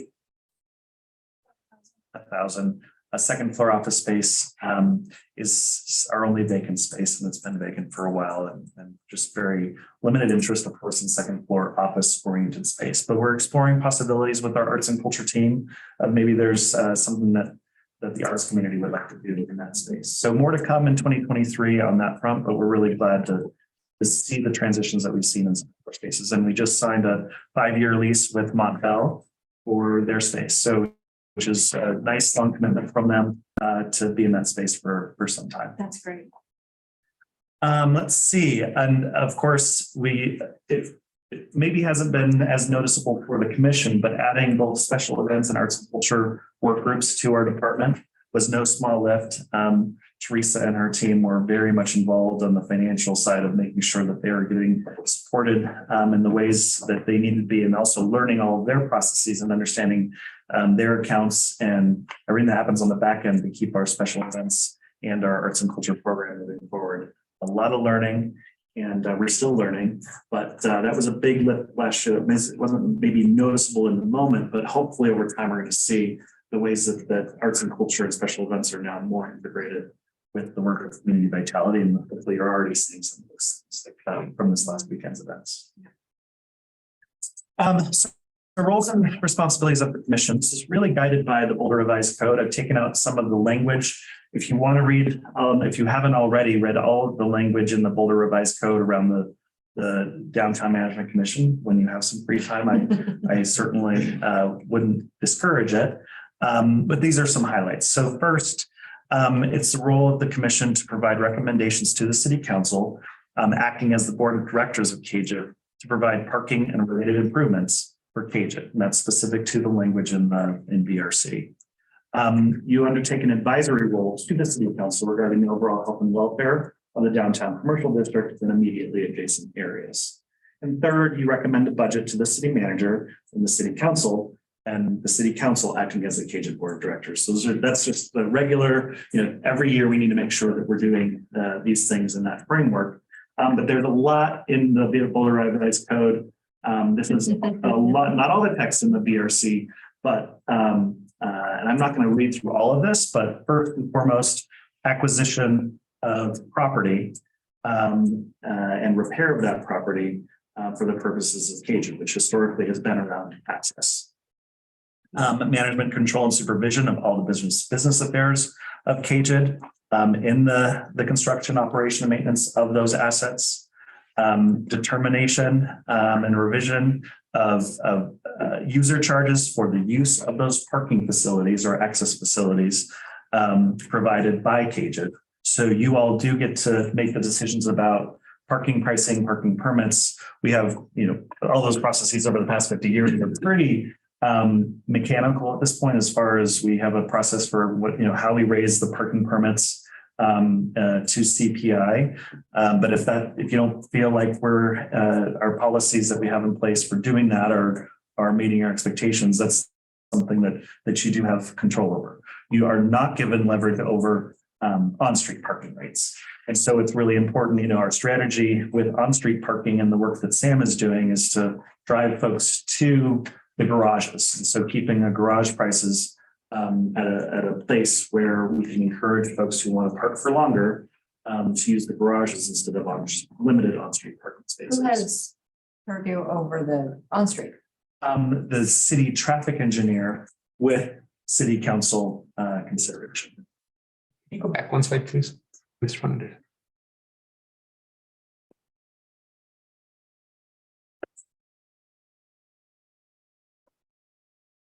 When I think about this, historically, you and I had a conversation a year ago or so. It was like kind of directing us like we oversee parking lots and parking. But when I look at number 2, we also oversee the health and welfare of the commercial district and in other areas as well. So we're not just parking.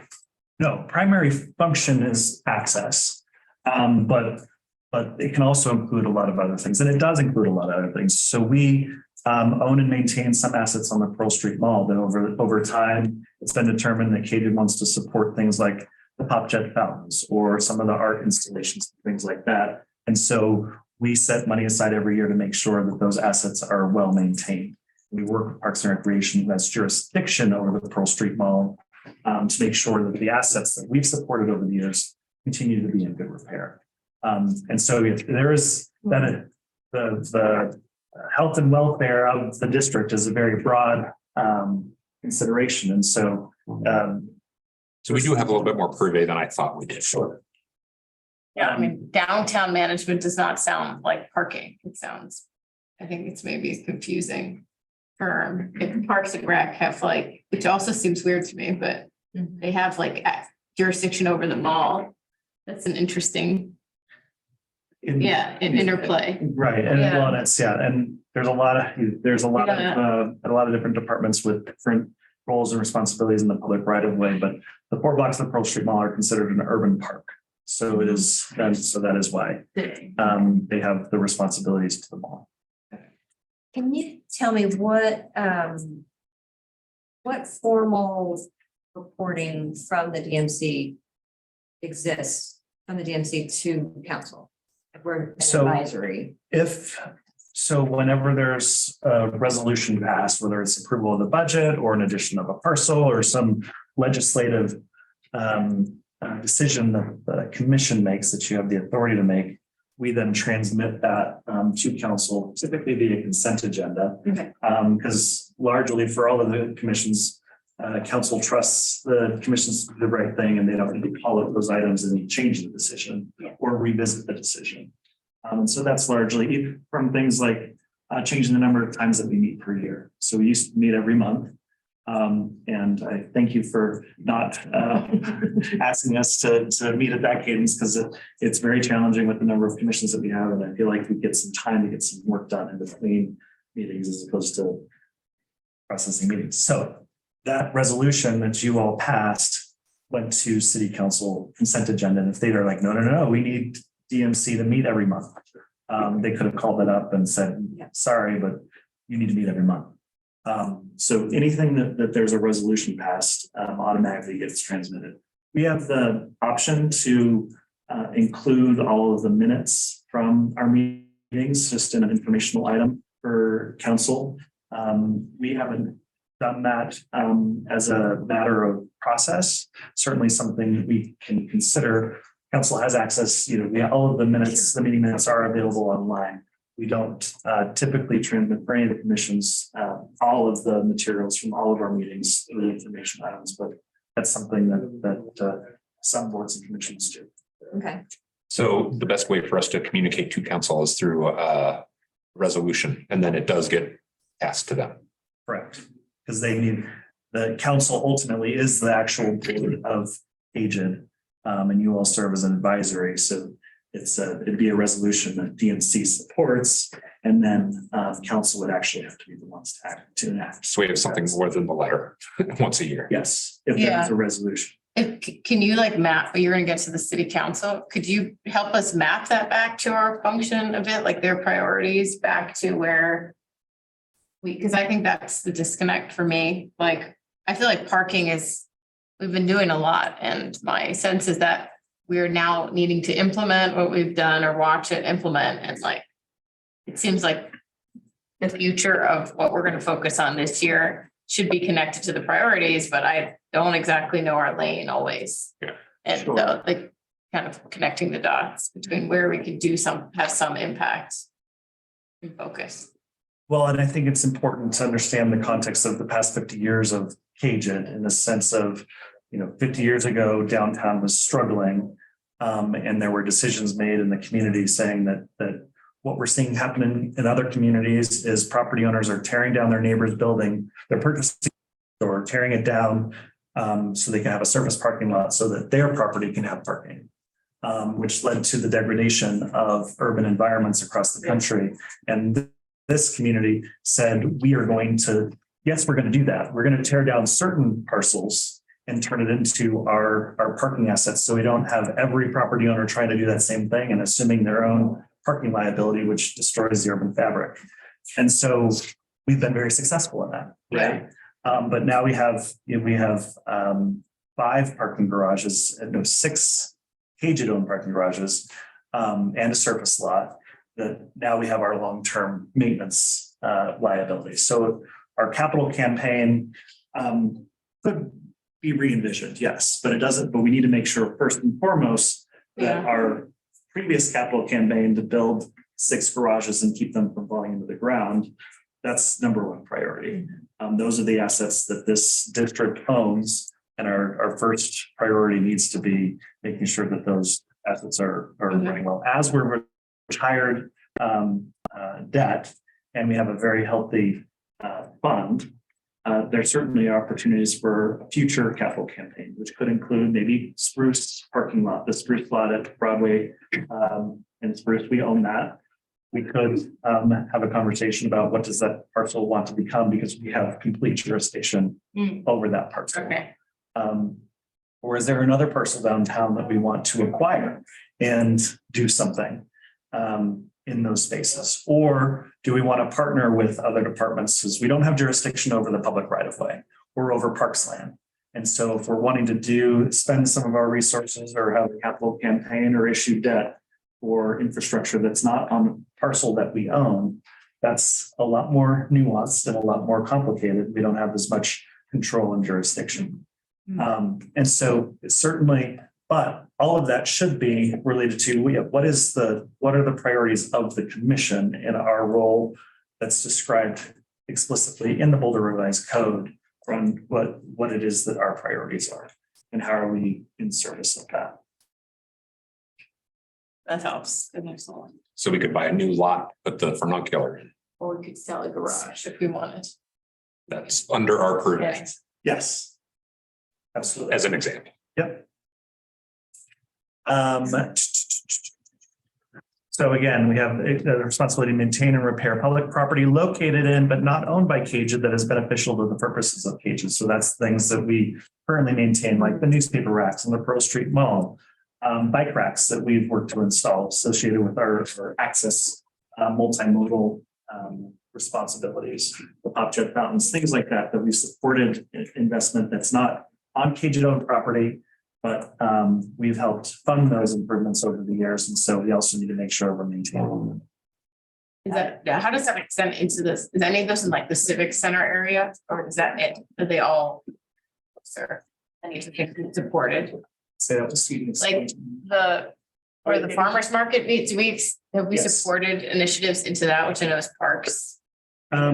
Yes, so Yeah. for instance, so we don't own any assets on 13th Street, but we supported the restroom trailers last year. Okay, We also, in the past, the 15th Street Design District was a project of community vitality. So the banners and the urban design improvements were supported by community vitality, and that's all part of our portfolio. And then how does that connect with the business improvement district and the efforts that they undertake? I mean, it's all very. So the business improvement district, those dollars are largely operational. Where they support special events, they support taking out the trash, keeping the space clean and welcoming, and that's an annual operating approach. Where the general improvement district is largely capital, a lot of capital campaigns that have led to long-term maintenance liabilities to keep those capital assets in a state of good repair. Just for Lisa, the records show that if we're taking records. Commissioner Collins here. I got it. Got it. Thank you. And so right now, Justin, we're talking about what are the rules and what do we get to do? There's a piece of paper there and we're now on 5A2. We're like halfway down the page. Okay. Just so you can keep up.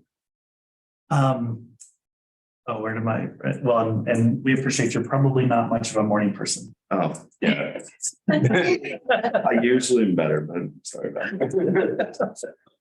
There is coffee and bagels and whatnot right outside here as well. Chris, that vacant space, 11th and whatever you said, that second floor office, do we own that? So yeah, all the retail spaces that I was mentioned, like Colorado Glassworks, Montbell, Okay. Organic Sandwich, Caged owns those retail spaces. So when I said we're fully occupied in first floor retail, specifically in Caged owned How many spaces. spaces do we have about? Ballpark? Oh, that's a good question. And do you know, I think it's 7, 8? Well, we've got 11th and Spruce as well as 15th and Pearl. Right. Yeah, and well, it depends on how we break them up. Well, first floor, they're broken up in different. But yeah, so we've got 1, 2, 3, 4 first floor tenants at 1500 Pearl, and 1, 2, 3, 4 first floor tenants at 11th and Spruce. Then there are second floor tenants as well. Like Symmetry 360 and Massage Space has both the first floor and the second floor. We're housing the downtown Boulder ambassadors out of the second floor of 11th and Spruce. We're housing the Small Business Development Center out of the second floor at 1500 Pearl. Not at the library anymore. Nope, they've moved into our space. Housing meaning they're not paying. That was another thing we did last year that I should have on that list is supporting the SBDC and moving to Pearl. So some of the spaces people are paying rent to are at, and sometimes they're not, or we're. Correct. Okay. So SBDC by contract cannot pay rent. Yeah. They're not, the city is obligated to provide the space for free if we want them housed in Boulder. Okay. Because they're connected to the state small business development center. And so we're really delighted to be able to have. Again, thinking about the function of community vitality, not just around access for people, but district vitality and supporting the business mix. We're really delighted to be able to house SBC in our space.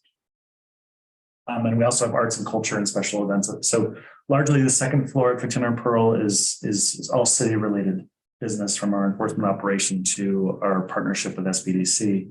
Second floor at 1100 Spruce is almost fully occupied, other than the small space that Michael Bittner used to be housed out of, our property manager. Okay. Which is, again, very different from what you see at a lot of second floor spaces throughout the rest of the downtown.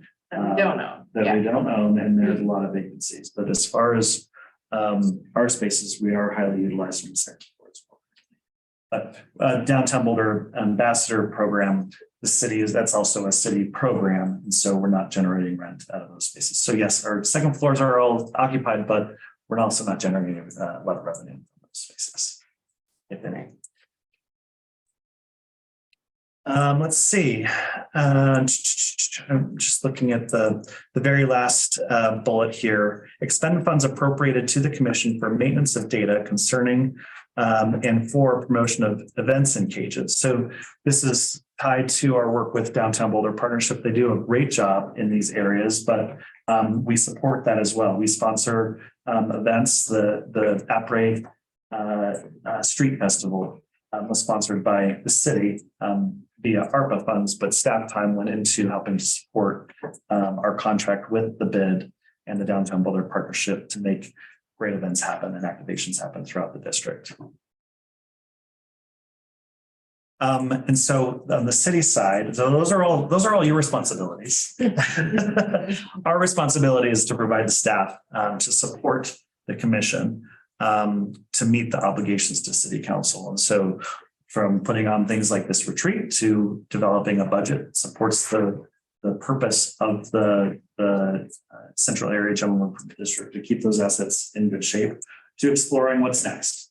And so I know that that's largely the conversation that we want to be pursuing is where are we headed from here? So the work that we're doing, and you all are familiar with this, so I don't want to spend any time on this, but we can send this presentation out. But we have the community vitality department is about 48 folks at this point, but the Cajun specific operation is maybe a quarter of that staff, from our maintenance program to Sam's work to just general administration. A quarter to about a third of that staff, where arts and culture is citywide, special events is citywide, our enforcement program is citywide. So there is certainly a lot of our focus is downtown, but not all of it is CAGID funded work. So we involve you all in decisions that we're making on the citywide front as our subject matter experts and how those citywide decisions impact and affect downtown. For instance, curbside management. That's a general fund decision. That's a council decision. CAGID, you all can't decide how we go out the curb, but you have interest in it and want to make sure that those interests are considered as public works, transportation are making decisions about how that space is allocated. So here is a recap of priorities as they're currently stated in your agendas. I don't know if we would read through these or if we just want to fly ahead and get into general. I think this is why we're holding this, because we don't necessarily agree. Okay, so we won't talk about And there's those. the bottom of our paper too. Yes. Read So as a recap for City Council 2022-2023 priorities. There are a number of priorities. Accessory dwelling unit update. There's been a lot of work happening on that front. So changes to residential land uses to allow more ADUs in residential areas. Inclusionary housing, that's our affordable housing program. And zoning for affordable housing. Middle income housing, a lot of housing. A homelessness day center is in process. Housing and Services is leading that conversation. The transportation front, focusing on the core arterial network plan that came out of TAB last year. The only Downtown component to that is a study of downtown circulation and connectivity, and we're working with transportation planning and development and others to envision that process likely in 2024. Occupancy reform review, you've seen some work on that. This conversation, yes, housing. Boulder Junction Phase 2. The BJAC commissions are very excited about this work. It's kicked off. We're going to them actually tomorrow. Planning and Development Services is leading that effort. That's going to lead to a complete reimagining of all of the parcels east of the BNSF railroad tracks to Foothills Parkway, from Pearl Parkway to Valmont. So it's really everything that you see in Boulder Junction Phase 1. It's envisioning, okay, what's now going to happen on the other side of the railroad tracks. Area 3 planning reserve, I think that's perpetually a city council priority that we spend a lot of. Area 3 is north of 28th Street as it curves toward as you're on your way to Lyons. So far north Boulder. Area 3 is a planning reserve that is set aside. It's not open space, intended to meet some unknown need of the city. So back when we were aggressively purchasing open space, there was an acknowledgement that maybe there is a future use of land, that we need to make sure that there is land available to do whatever that thing is. Housing. One of these 5 things listening. Well, and there have been a lot of proposals over the years of what it could be, from a world-class, state-of-the-art sports training facility to that's one that's precious on my brain, to a different style of housing, and getting agreement among folks on what, because it is truly the last available large undeveloped parcels of land. And so in making a decision around that space, it's challenging because it's hard for us to make small decisions in the city, let alone big ones.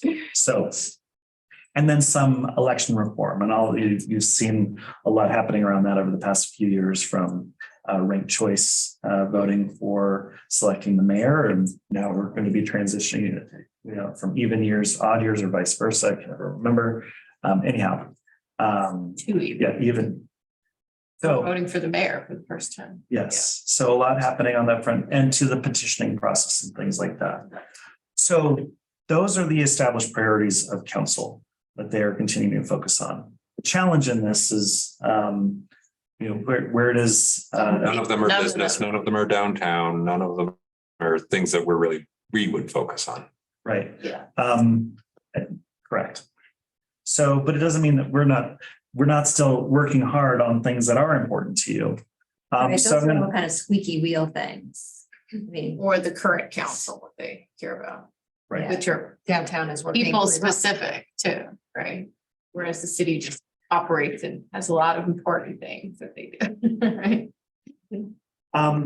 I would point out though that if CV is here, we know we have, even if council's agenda is elsewhere, it doesn't mean that we don't have annual obligations to our work. And we want to be inspired and we want to help affect change in the community as well. We did a lot of work last year. You've heard about this already from me on the strategic planning, but just as a reminder, the 3 pillars that we established for the role of community vitality in the city are cultural vibrancy.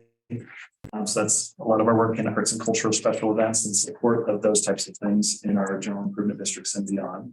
District vitality. So specifically, we want to make sure that the districts that we manage are representative and reflective of the broader values of the community and the sustainability, equity, and resilience framework. And then access for all, of course, which is our foundation of why we exist. But these 3 things work really together in the sense, work really well together in the sense of cultural vibrancy. We need to make sure that all the folks that want to enjoy special events, public art, all of the things that make Boulder culturally vibrant, they need to be able to get to the places and enjoy them. I think about Santa Fe, First Fridays in Denver. There's a great cultural experience, very challenging to get to if you try to get there at the wrong time. So a lot of cultural vibrancy, but access is challenged. district vitality. You can have a really vital district and people can get there with really great parking and multimodal access. But if there's no cultural vibrancy, then you're just another, place that people can go, but there's no necessarily identity. So making sure that we understand and appreciate the connection between these three pillars of the work that we do, and in a virtuous cycle that makes it so that more people can and want to be in the special places that we manage. And that's the role that community vitality has to play to make sure that these spaces remain vital and vibrant. So our purpose statement in community vitality that we established was we strive to reach Boulder's sustainability, equity, and resilience framework goals through our unique work in parking and access, district vitality, arts and culture, and special events to ensure that our key community assets are vibrant, welcoming, inclusive, and safe. To accomplish this, we will establish Boulder as the most culturally vibrant community on the Front Range. We will transform our general improvement districts to best reflect community values. We will ensure that Boulder's key community assets are accessible to all people. We will responsibly leverage organizational resources to support the achievement of long-term objectives. And finally, we will earn industry recognition in the areas of access, placemaking, arts and culture, and community building. So that's the work that we did internally to identify what sets community vitality apart. What's our role in this organization compared to Parks and Recreation or Transportation and Mobility, and that's the messages that we've developed as staff, and certainly want to run those, set that stage for you all as you're thinking about what specifically we want to be saying downtown from community vitality. So real quick for 2023, the stuff that we're working on this year in support of those goals are continued work in access management and parking strategy. So you heard from Sam a little bit on some work that's happening in that realm. I've set a $2.6 million capital program. It's actually more than that because we have some rollover projects from last year. So I think we're up to 3.2 million in capital projects in 2023 alone. That includes going gateless in all of our downtown city-owned garages. That work is well underway. Sam is working to lead that as well. The sign replacements, so not just the signs that you heard from Sam today, but also the digital signs out in front of all of the parking garages. And then we have major maintenance projects going on in 4 garages. There's some waterproofing work happening at 1100 Spruce. We're repairing 20 years of corrosion at the St. Julian parking garage. We have some, ongoing corrosion repair at Randolph Center, which is, it's our oldest garage, and certainly it's the most challenging to keep that in a state of good repair. What's the lifespan on that building? Is it going to fall down in like 5 years? It's not going to fall down unless we purposely want it to fall down. And I would totally be happy to explore that. And that would be a parcel that KGIT owns that we could determine a different future for. Except for the condo on the top. Yes, we'd have to unbundle figure out a way to unbundle the condo. So a lot going on. Oh, and some ramp work at 14th and Walnut. So the ramp at the RTD garage had some significant concrete corrosion that's getting repaired this year. Commercial area activations. We've already talked a bit about this, but we're partnering with this cross-department Downtown Streets as Public Space, as well as the Downtown Boulder Partnership on doing more activations and new events in spaces that we might not typically see. The Downtown Apres Street Fest was our first example of that, and we're looking forward to partnering with Chip and his team on doing more things like that throughout the year. We're doing that work in our other districts as well, working with hopefully the university on possibly having University Hill being the home of away game watch parties outside in the fall, presuming that folks are going to be a lot more interested in seeing football this year than have been in the past, as an example. Affordable commercial program development. Regan has been working very closely with the CU Real Estate Center. At our next meeting, we will have some updates for you all on the proposals that they're coming up with. We have I think we're at $400,000 in CAGED funds identified for support of an affordable commercial program. So these CU students have been working hard. I think there's 5 grad students. 5 MBA students, Yeah, they've brought people in from Portland. So they're aggressively wanting to help us lead the way in what affordable commercial is going to look like in Boulder. And we're going to have some recommendations to bring to you all probably at the next regular meeting. So we're really excited about that. Renewed University Hill Commercial Reinvestment Strategy.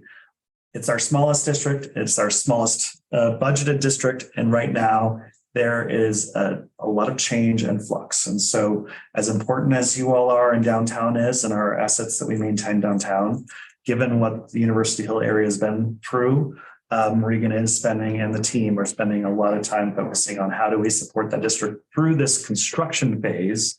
And then also what's the next chapter for our district owned lot at 14th Street behind Starbucks at 14th and College-ish. And how are we working with the university and transportation mobility and parks and recreation on what is the vision for University Hill to downtown connection. A lot of folks have said gondola. I heard funicular. I'm promoting a arched Ferris wheel type thing that we can get up about anyhow. So we own that lot too in University Hill? No. Not CAGED, but the city. Why do it we- depends on which lot so CAGED does not. Okay, UGID owns the lot behind Starbucks. UGID does not own that small lot in front of the sink. That's owned by the university. so why are we involved in UGID owning that? These are TV work. The TV also does Not that. strictly, yes, not strictly. Okay, DMC related, okay. but connected. And then, of course, experiments in public art, which is a citywide program, but we're really excited about the art proposal for 1100 Spruce in hopes that it inspires more things like that and maybe some bigger public art campaigns connected to CAGED assets in the years to come. So that is a very fast overview of everything that we have going on right now. And with that, we have our scheduled break. I'll leave it to the chair to determine. I say we keep moving because we're behind. So from there, I want to really open it up to the chair to discuss where we want to go with priority setting. I have some ideas of how we want to kind of pull things out, but I'd love to just open it up to discussion because it sounds like you've been doing some thinking, Dawn, around in this area and communicating with commissioners one-on-one. So glad to get into, I can help either facilitate and pull things out of you all or hand it over to you and we can. Well, I'll wait till Susan comes back before I get into specifics. But yeah, I have been thinking. And I'm sure Stephanie's been thinking. I'm sure Justin's got some ideas. And so Shoot, let's just start. so the big picture, I have goals Well, and I have approaches. So I have what I would recommended. maybe recommend that we do just to keep it organized instead of having, go through one by one and say all of the things that you've been thinking about.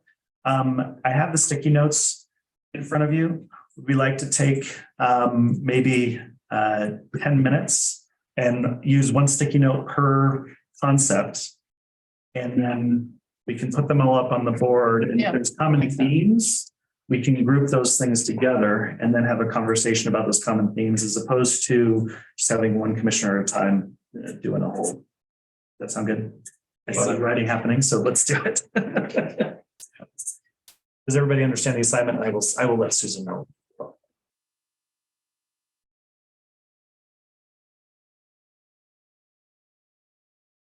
Oh, thanks. Oh, wait, this it's Bill. I'll keep that.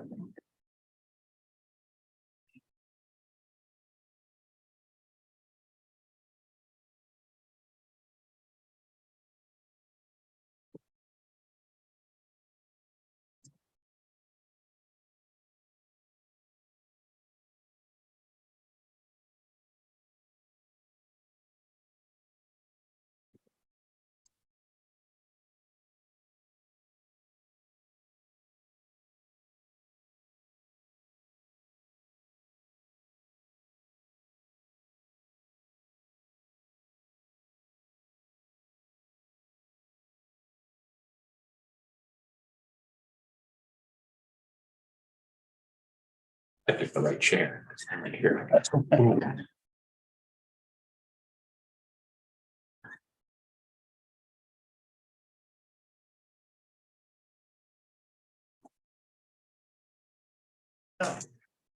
Thanks. Stick them up for now. And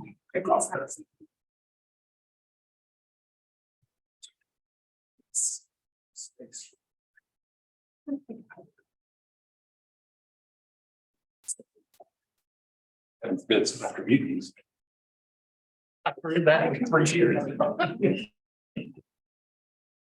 You know, honestly, I got one last year. I had no idea this was a thing, so. Anything. Yeah.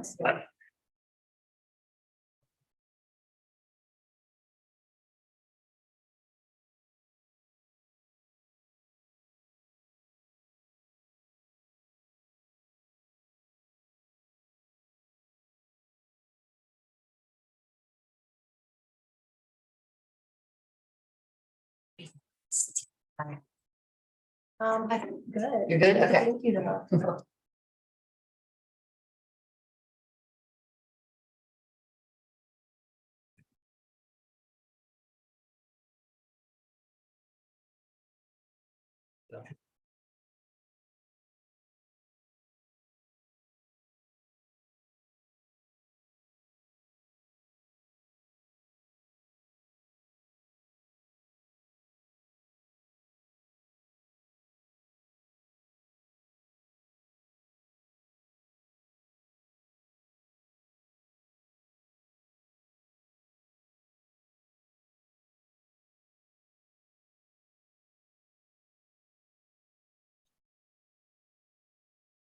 You've done this before. Do you want to then like kind of lead us? We're like, I've seen things here and I've seen here. Yep.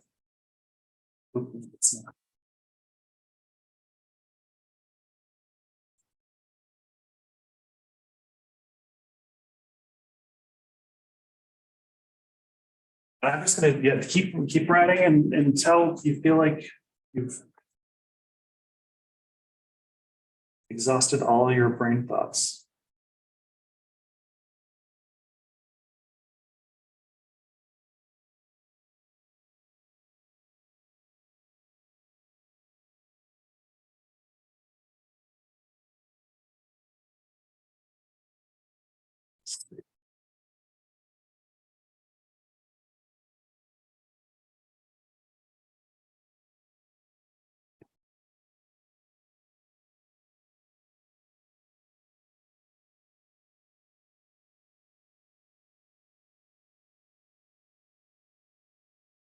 You're very selfish. There's no support for Ukraine up here. I think it's in our jurisdictions.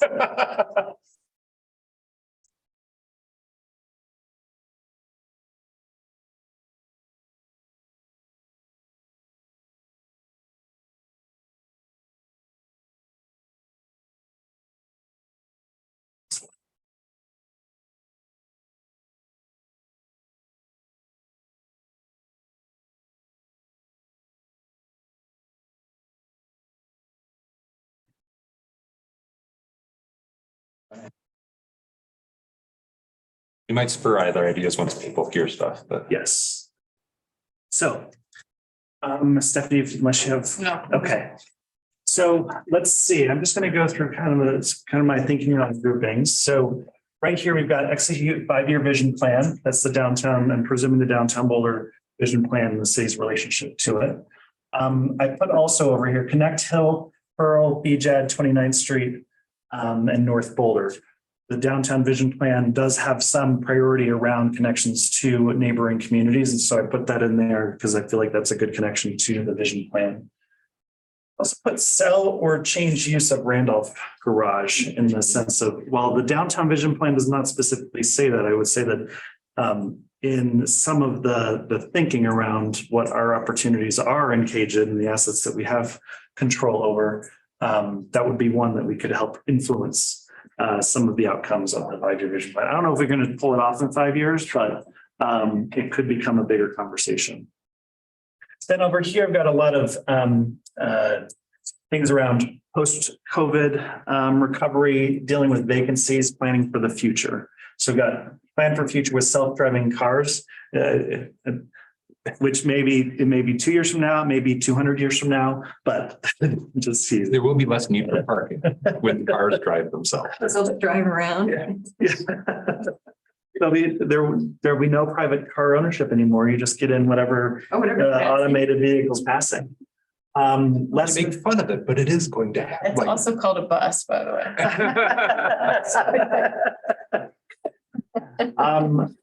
Less workers working from home. So this is really, again, I think related to COVID, downtown post-COVID recovery. And this I put over here because I think it's kind of connected, but possible rezoning for livable spaces downtown. So as we're seeing the second floor spaces being underutilized, what are some conversations around rezoning in the downtown that might allow for more residential uses in those spaces? And then mitigation of negative externalities of construction, vacancy, appearance. So again, I feel like it's connected to the current challenges that we're seeing in the downtown district, maybe some vulnerabilities. And so what are we going to do? And what's our role in KJID to help mitigate some of those challenges? A couple things on downtown safety, the mall adjacent, and I put this with homeless day shelter. They're not necessarily interconnected, but across the front, but they are connected. And so we've been doing a lot in this area, and I'm curious that there weren't more. I mean, given how much we hear about the impacts of homelessness, I guess I was surprised to not see more stickies that say things like this. But I mean, plenty of ideas. I just didn't know if it was like outside of our, it doesn't seem connected to our. Well, and that I'd was the say, part that I was. one thing that I would say that we are doing is partnering with the Downtown Boulder Partnership on the ambassador program. Yeah. And so certainly I'm going to say ambassadors. And We're spending a lot of money, I guess. and it's general fund dollars. We're not currently spending KJID dollars other than lost revenue on the 1100 Spruce retail space that we're renting, or that we're letting the Downtown Boulder Partnership use. So that is a KJID contribution to the ambassador program currently. And to me, that's kind of all about safety and security is all about attractiveness to locals and visitors, that they need to feel safe. In garages, on the creek path. Well, and I think that some of this stuff also is this, there's like a collaboration theme I'm seeing. Yeah. So collaboration facilitated with other groups, because we don't have control over everything, but there are folks who do. And so understanding the work of Housing and Human Services or other agencies that are impacting what's going on downtown, everything from Feet Forward as a nonprofit that's, providing services to the city that's trying to manage the impact of a lot of services that are happening downtown. Well, I'll mention, like, this is why I invited Evan. He's the chair of the Downtown Boulder Partnership, and he didn't know we existed, and he doesn't know what we do. And we are them on the city side. And he didn't even know we existed. He's new to the organization as well. I had to talk with him about his. Lack of knowledge and all, but I know there's like all these other groups that touch downtown. I don't know if we ever. Well, and how many boards exist at there are 4 boards of the Downtown Boulder Partnership and the BED. Can you imagine? So there's a lot of layers, and each has its own specific role and responsibility in what makes downtown work. And there isn't necessarily the collaboration with the appointeds or electeds, and it's largely, staff. I show up to many of the board meetings and provide an update on the work of KJID, but there's not necessarily collaboration among the commissioners or the board members. You and others provide the same update to the same 4 boards. So it seems like, could we not, we all have different roles, obviously. So some of the work would have to be separated, but is there any way to bring those people together? Right. For at least part of. No, so maybe there's some sort of annual summit or something like that, where, because there is a lot. especially for city, public entity boards, there's a lot of behind the scenes work that Lisa has to do when more than two of you are getting together that the bid does not, or the Downtown Boulder Partnership doesn't have to do for their board necessarily. So there are a lot of, there's a lot of nuances into why it doesn't happen more frequently. But it doesn't mean that it shouldn't. So, so I've also, increased cooperation with the bid, DBP, and council engagement. Interestingly, there is an effort going on right now at the city to have a large multi-commission board meeting, largely surrounding the Boulder Junction Phase 2. So I imagine you all, or at least actually one of you, is going to be invited to that. They're not inviting all boards and commissions, and I think they're probably going to focus on the chair unless you want to nominate somebody else to participate. If anyone wants to do that, let me know. I try to reach out to all of you from time to time, but if any of you has interest in that, please speak to me so I know to delegate. Yeah, I think it's like, I don't think there should be collaborative meetings just to meet. Like, there needs to be and that's been a little bit like. Whole meeting.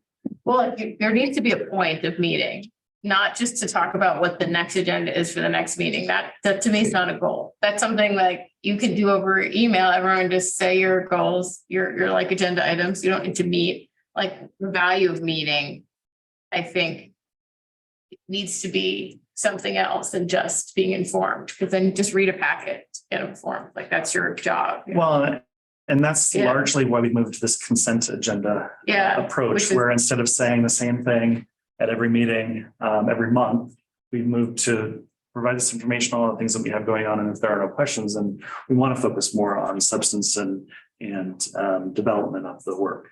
Yeah, for sure. But there's a lot of information sharing that is valuable and repeated, and that engenders really good conversation. Yeah, so like, I know Stephanie, you hadn't wanted to go to the joint commission meetings. I go to every single one I can, because I've learned amazing things about what's up with the hill and just how devastated they are right now. And yeah.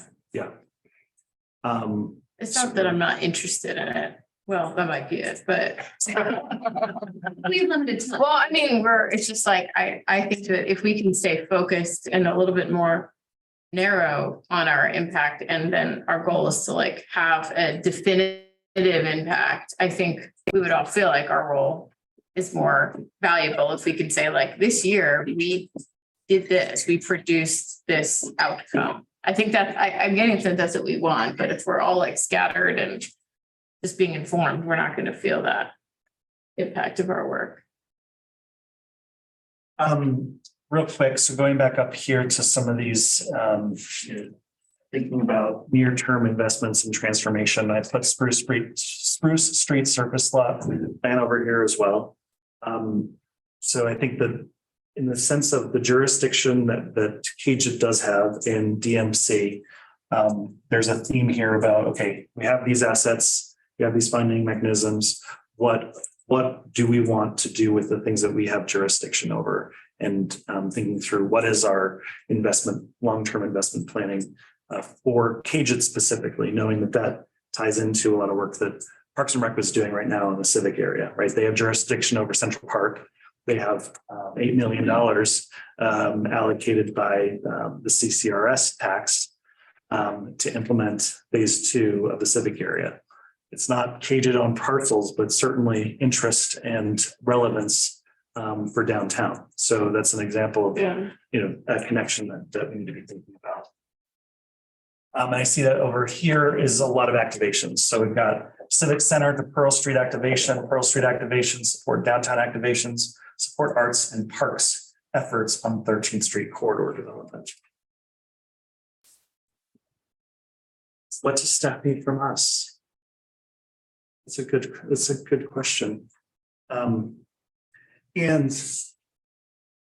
that again is the role of, thinking about the role of DMC as an advisor to council, right?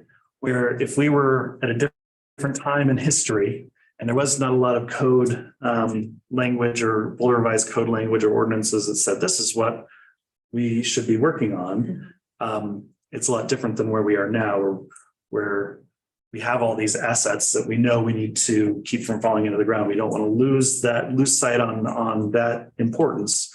But if there is a different direction that we want to go, or if we're just going to continue our enabled strategy of purchasing parcels or redeveloping parcels that we own, we already have the tools in place that allow us to do it, as long as we determine that it's a priority, because we can't do everything all at once. And so priority setting is key first, right? Because we're not going to develop Randolph and Spruce at the same time. And perhaps maybe there's another opportunity that we don't know about yet. So there's everything that we know. There's everything that we know we don't know.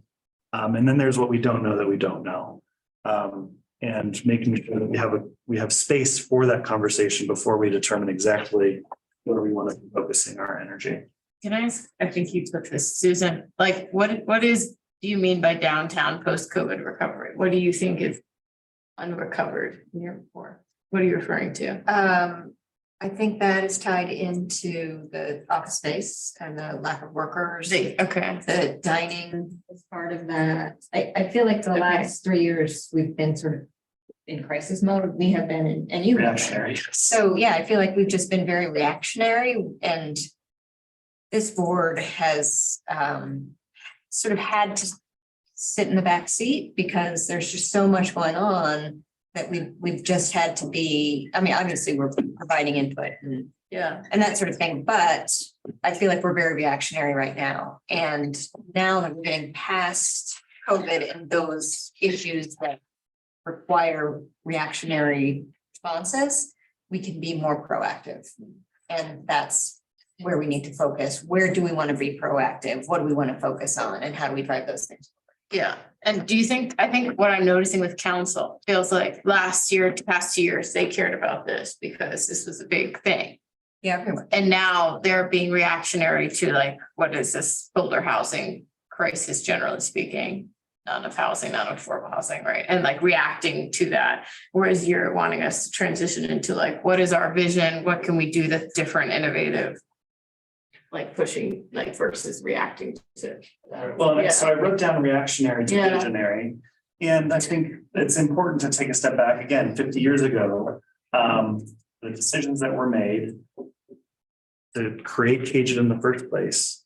If folks were just reactionary in that time, then they would have, property owners would have just torn down their neighboring property and put in a service parking lot.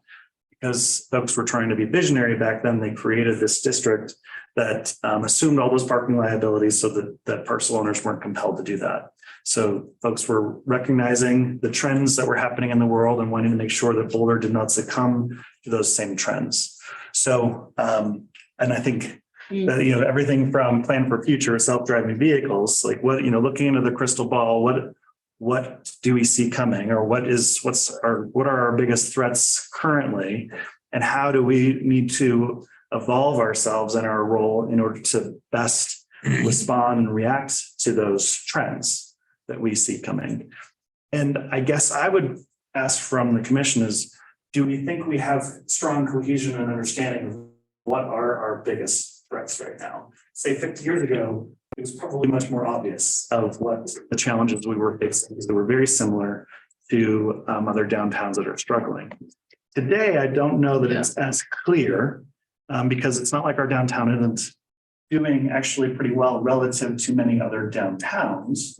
But it doesn't mean that we don't have threats on the horizon. I want to just pause for a second. Justin, I don't know you well, and I haven't had a chance to go to coffee with you or anything. I want to make sure that we're all talking really fast. Is there anything you want to say? No. I mean, you guys have hit on most of the things that I think working downtown I come across or hope to improve, particularly just like keeping engagement solid in all the different areas of our district. And since you work at a bar and stuff, like I have kids, I haven't gone to you and I need to hang out with my parents. you and I live in different opposite lives. What's it like at night downtown? Oh, it's much different than it was 10 years ago, even. I feel like there's a lot less nighttime activity than there used to be. That can relate, I think, a lot. And when you say to- nighttime, is it like early evening or like I'm 2 a.m.? mostly post dinner, but like late dinner time to the end of the night, Like you know, 9 to 2. Yeah. 9 to 2. As someone who goes out frequently, I agree with that dynamic and it feels empty, dead. You don't want to go out at night and all the bar, like that's a scene and it's a fun scene. I do think that that is, it certainly can be tied into some of these safety concerns, some of the concerns with dealing with homeless population or unhoused people.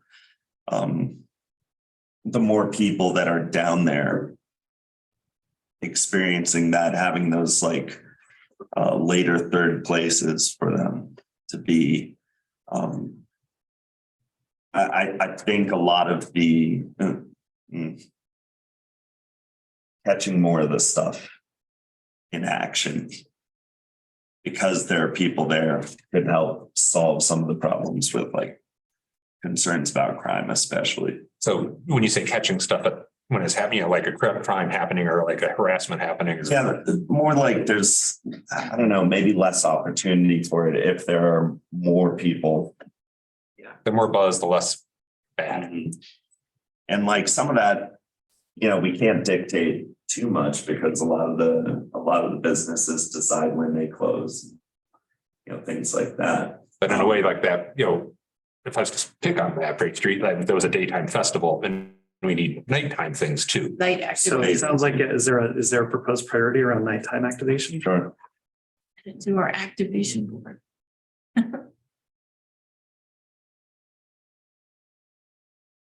Are the street performers, well, it's cold now, so they're not out as much now because it's cold. They're not even out as much as they used to be at night. And it hasn't, that's kind of died down since COVID. Oscars. Yeah. When our beloved the Balloon Man, we know he had a cancer diagnosis several years ago and not seeing him in years. Yeah. Was there other topics that you wanted to, No, make sure your voice is heard. like I said, you've hit on most of the things that like I'm concerned about, but primarily just figuring out how to engage a lot of those vacancies, which are more unseen. They're office spaces mostly, and are there creative ways to get around that? Because that will bring more people down as well, if they have to work or have to live or, one of those things that will bring more people there just by proxy.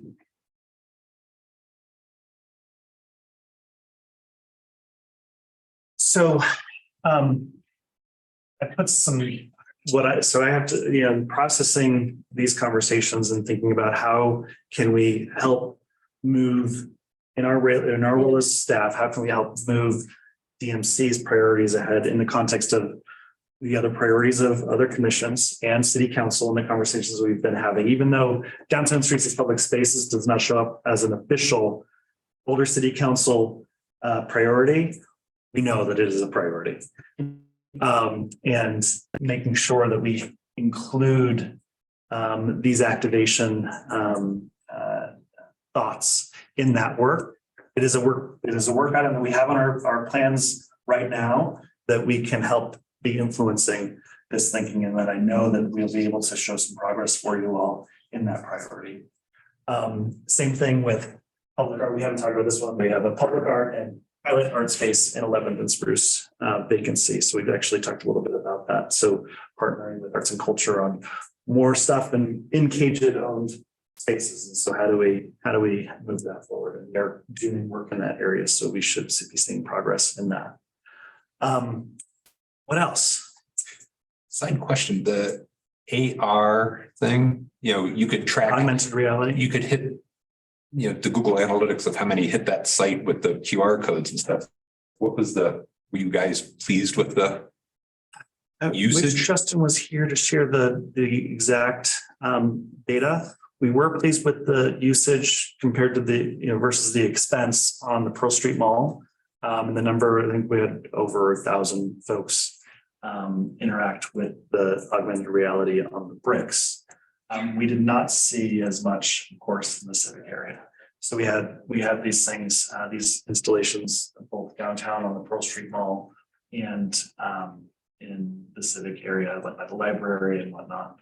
Lane, do you have any stats on the top of your head on that? I could ping Terry, we might know before we're out of here. I guess, would you say like not to sound somber, but that space is like so underutilized and like so sad, frankly. The civic area, it's almost unused public space, which is sad because the public isn't benefiting from it. Like, but is this something that we feel like, well, I really care about that. Do you think we would have a role in that, or is that a distraction, Well, I guess? I would say, you know, in the role of community vitality, if we think access for all.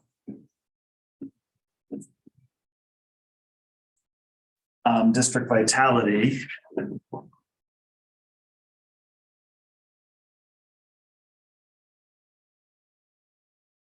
Cultural vibrancy. In thinking about our budget, I mean, really the big influence that you all do have is support of the budget that we develop on an annual basis to support priorities, to support our pillars of the department. And so if you think about activation of civic area, while it's Parks and Rec jurisdiction, similar to the Pearl Street Mall, if you're related to the 5-year vision plan, which one of the big moves is make the Creek Corridor a part of downtown. So the civic area is certainly a component to that. So what role are should Caged resources play in activating space, fulfilling the 5-year vision plan? Let's see, creating help, like improving safety, welcoming. I'd say that it's certainly it could be a priority, right? Yeah. We can only do so much on an annual basis, but I'd say if you think about the pillars of the department, priorities that you've said, it's in Caged. The civic area is within the boundaries of Caged. So we could invest more. We could fund public art like Loveland did around their creek. Well, and what's challenging is we have a beautiful art installation, the 55-degree, or the flat iron reflective. Yeah. I'd say our challenge that we have, what we're really good at is building stuff. The city as a whole, we're good at building stuff, putting art on it, functional art. What we aren't really good at is the activation. I think about, we're really good at creating venues. We're not really good at booking these venues. And that's actually a priority that we've been establishing in Downtown Streets as public space. And we're going to be asking council for resources specifically to support a pop-up manager that is working in the community to say, hey, we need a calendar of events for these specific spaces every weekend in the summer. And so that'll be activation. And then if there isn't something that gets booked, we're going to have tables and chairs and cornhole and big chess pieces and Jenga or whatever. That if there's not a community activation, there's a soft activation, and resources need to be spent on that. If that's a priority. Yeah. And we think it is, because it's one thing to build a beautiful venue. It's another thing to keep it active at the level that you need it to be. Or also like the connection, which we get here a little bit, like corridor, like there's these like disconnected spaces where like I watched this really cool video in Fort Wayne, Indiana, and they're like art, they went really big with public art, like so big, but it really worked because it was this connected art space. You could go like on an art walking tour downtown, and like there was distinct design around like not having these empty blocks where like no one's going to go there. Like they reactivated it through making it more of an experience. And I think that's part of our disconnect. Like you don't go to certain areas because there's just like vacant space and it feels dead there. And so you just avoid that whole court, like section. I think that's what Chip sounds like. He's trying to change that and. Right. Is the St. Yeah. Julian space now off the table? Because that's not some, like, what's the status of that and how are we involved in the St. Julian pad? It's in for concept review. So they have designs and they're planning to move forward with the designs that they produced 20 years ago for that parcel. Because St. Julian, it timed out, so Julian owns it now, Correct. Correct. so we don't really get any say or. Well, in the agreement for the St. Julian, we established that the conference space will be available to nonprofits a certain number of days a year at a discounted rate. So there is a civic use for the ballroom space that's planned for that parcel. And do you all know what I'm talking about? Okay. And KJID owns the pedestrian level improvements from Walnut through to Canyon. And so there is some involvement in with you all in the approval of that project and what types of improvements they're going to make to the urban design and the pedestrian experience. Hello, welcome. Hello. Uh-oh. Yeah, we'll get some more chairs. Maybe 4 more. That's going And maybe we can put some chairs around the center too. And are we, the reason we have guests here is to hear from them, right? Yeah. So like at a certain point, love to hear from Evan and too. No, that's that agenda item starts at 11. Yep. So if you're ready to transition into from these themes of the work that. No, you're right on time. Right on time. We're running a little late. They can circle their top priorities. Sure. Would that be a weird thing to do? I feel like connected between like what's anyway. How did this, we need to come up with like the phrases that we actually do. We Like, do not want to. Yeah, like, I don't know where are we done with this? We will synthesize and How are you? and bring them to you all at our next meeting or hopefully some temperature gauge on how you feel. That's what I was looking for. That's what I thought. Synthesize the priorities. Moving forward. Well, Evan, I invited you here because we did want to hear from you. You are the chip tonight for today. He was planning on it. Yeah, he was planning on it. Yeah, meeting until 11, so he spent. Yeah. But as you're the civilian side of CHIP, where do you need help from the city to implement the 5 years vision plan? Or do you have other thoughts based on where you see us heading? Kind of the idea of Stephanie saying here, like circle things. What's hot, what's not? I mean, one thought is Chris laid out, I look at those as it's commerce, it's culture, it's connectivity, like those things right there. And to the extent that KJID could, or the DMC could promote and help CV promote this agenda, accomplish its agenda within the downtown area.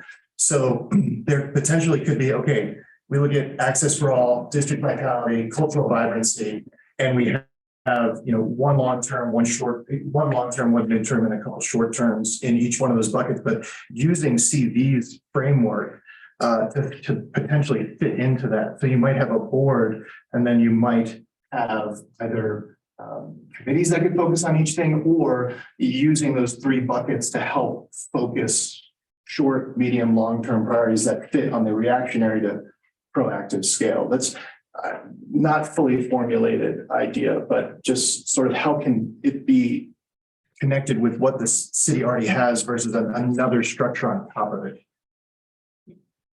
So how can we help the city do what their goals are through kind of some of our priorities? There's something to that. There's something where it's oftentimes like the city do things for us, and this could be a do things with us. And it's really a collaboration between the city and a connection to the community. And then on the other side with the DVT, it's the civilian kind of piece of that whole thing. So it's the city and the civilian sort of like potential collaboration as a whole, but wondering what interplay might be there.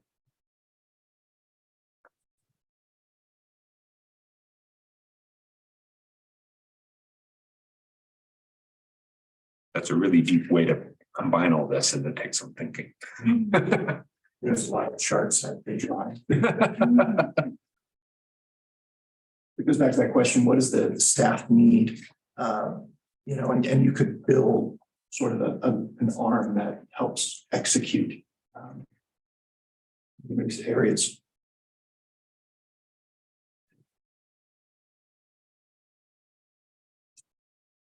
So thanks for joining us, officers. I Yeah, appreciate it. absolutely. And so right now we're going through, my name's Don, I'm the chair of the Downtown Management Commission. And so right now we're going through kind of what were some of the bigger picture things that we're wanting to target. And one of them that we got to talk to you guys a lot about is the homelessness issues. It wasn't in the scheme of things, it was one of the things, but it wasn't maybe the top on our list because we don't have as much say in it. But with the concept of a homeless day center,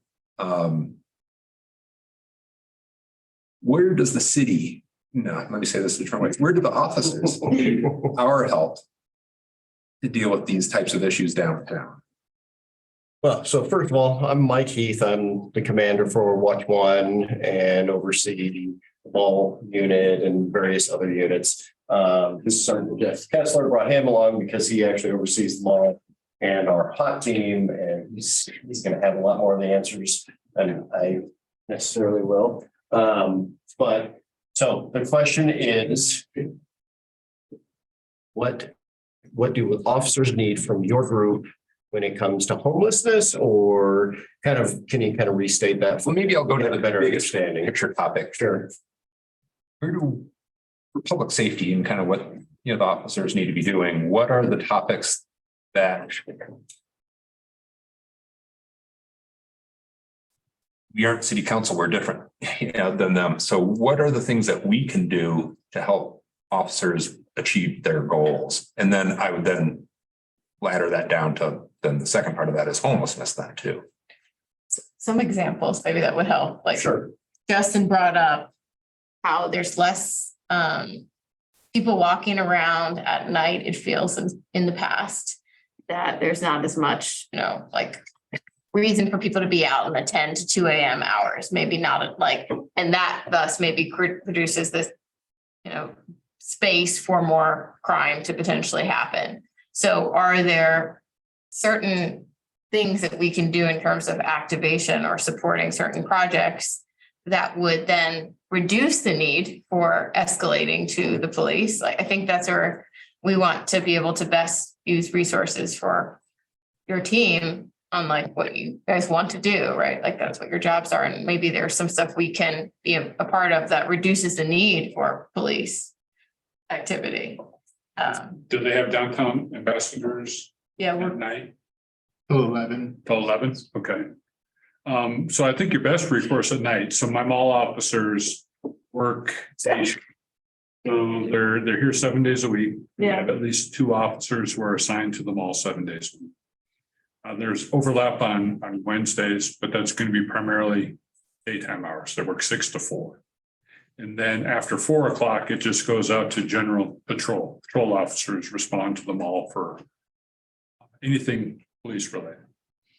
So I would say anything from that 10 to 2, you're talking about our swing shift, that would only be patrol officers who would respond to that. I don't have any insight as far as what's going on with them at the nighttime hours, as far as how you could best help them, but we can reach out and ask for that. But I would say definitely keep in touch with the ambassadors. If they're here until 11, that they're going to be your eyes and ears on the mall and what's going on, because they're in tune with a lot of what's happening and who the players are down there. So are patrol officers there when needed? They're not there walking. Exactly. After 4 o'clock, they would be there when needed. Yes. Well, and you have to think about how things have changed downtown, right? When I started almost 20 years ago, right, the downtown area, bar close, that was much more significant than it is today, right? Because you had a whole bunch of college age folks that were down there for bar close. You had the masses coming out and, flooding in the street, flooding at the taxi stand. So things that have changed that are, I think, a little bit of the makeup downtown. I don't think it's as much of a draw for the college students, right? A lot of the the parties and things are now up on the hill. They're not necessarily coming downtown as often. You don't have the taxi stand anymore because of Uber and Lyft and all that, right? So the bars that are still there and still get a lot of people, that's over within 10 to 15 minutes, where it used to be at least an hour or two, right? And you'd have tons of people standing around where you'd have fights and all that. So those are all positives that we're not having those issues, but then now there's less police presence because you don't have those issues, right? So what I think I'm understanding are some of the consequences, the unintended consequences of that are now we don't have as much police presence down there. We also don't have as many business folks that are down there. So now we're seeing an increase in our homeless population that are maybe taking up camp or sleeping in some of the areas. Is that kind of the issue that we're talking about? That's what our impression is, but we also want to hear like, what is the actual outcome of that? You know, it's one thing to see people, it's another thing to have issues because of it. And so are there more nighttime issues due to that? It doesn't seem to be. I mean, so we're on the other side of the day, right? We're working during the day. We have our watch logs that we read through. I don't feel like I'm seeing a lot of issues that are being reported. That's certainly something we can go and talk to our night shift sergeants and kind of get their take on it. But I think more so would be talking to the business owners. Are you guys coming into in the morning to open up and we have these issues that we're now either shooing people away or calling the police? I don't think we're getting a lot of reports. I don't think your team gets a lot of reports of that. So I think that question is better suited for the business owners that are down there. Cool. So right now, these are the commissioners here. And I just want to also acknowledge that we've got some folks that joined us online, but they can't see who's here. So I think they would appreciate an introduction to who's in the room real quick. If you don't mind. Great. Well, my name is Don Poe. I'm the chair of the Downtown Management Commission. We have Hi, Stephanie Trees. Susan Newsom. Justin Calvin. Chris Jones, everybody knows me. Teresa Finkel. Jeff Kessler with Boulder Police. Mike Heath with Boulder PD. Megan Brown, Community Vitality. Lane Landreth, Community Vitality. Lisa Wycheck, Community Vitality. Evan Favorite, Downtown Boulder Partnership. Samantha Bromberg, Community Vitality. And I'm Chip. Do you, folks online, do you want to introduce yourselves? Sure. I'm Lori Call, Assistant Vice Chancellor of Local Government and Community Engagement at CU. Thanks for having us. Scott.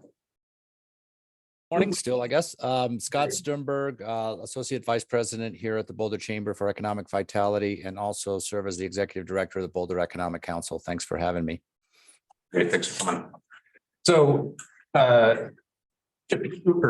Chris, you're doing a great job of facilitating, and I don't mean to take over from you. No. This is your meeting.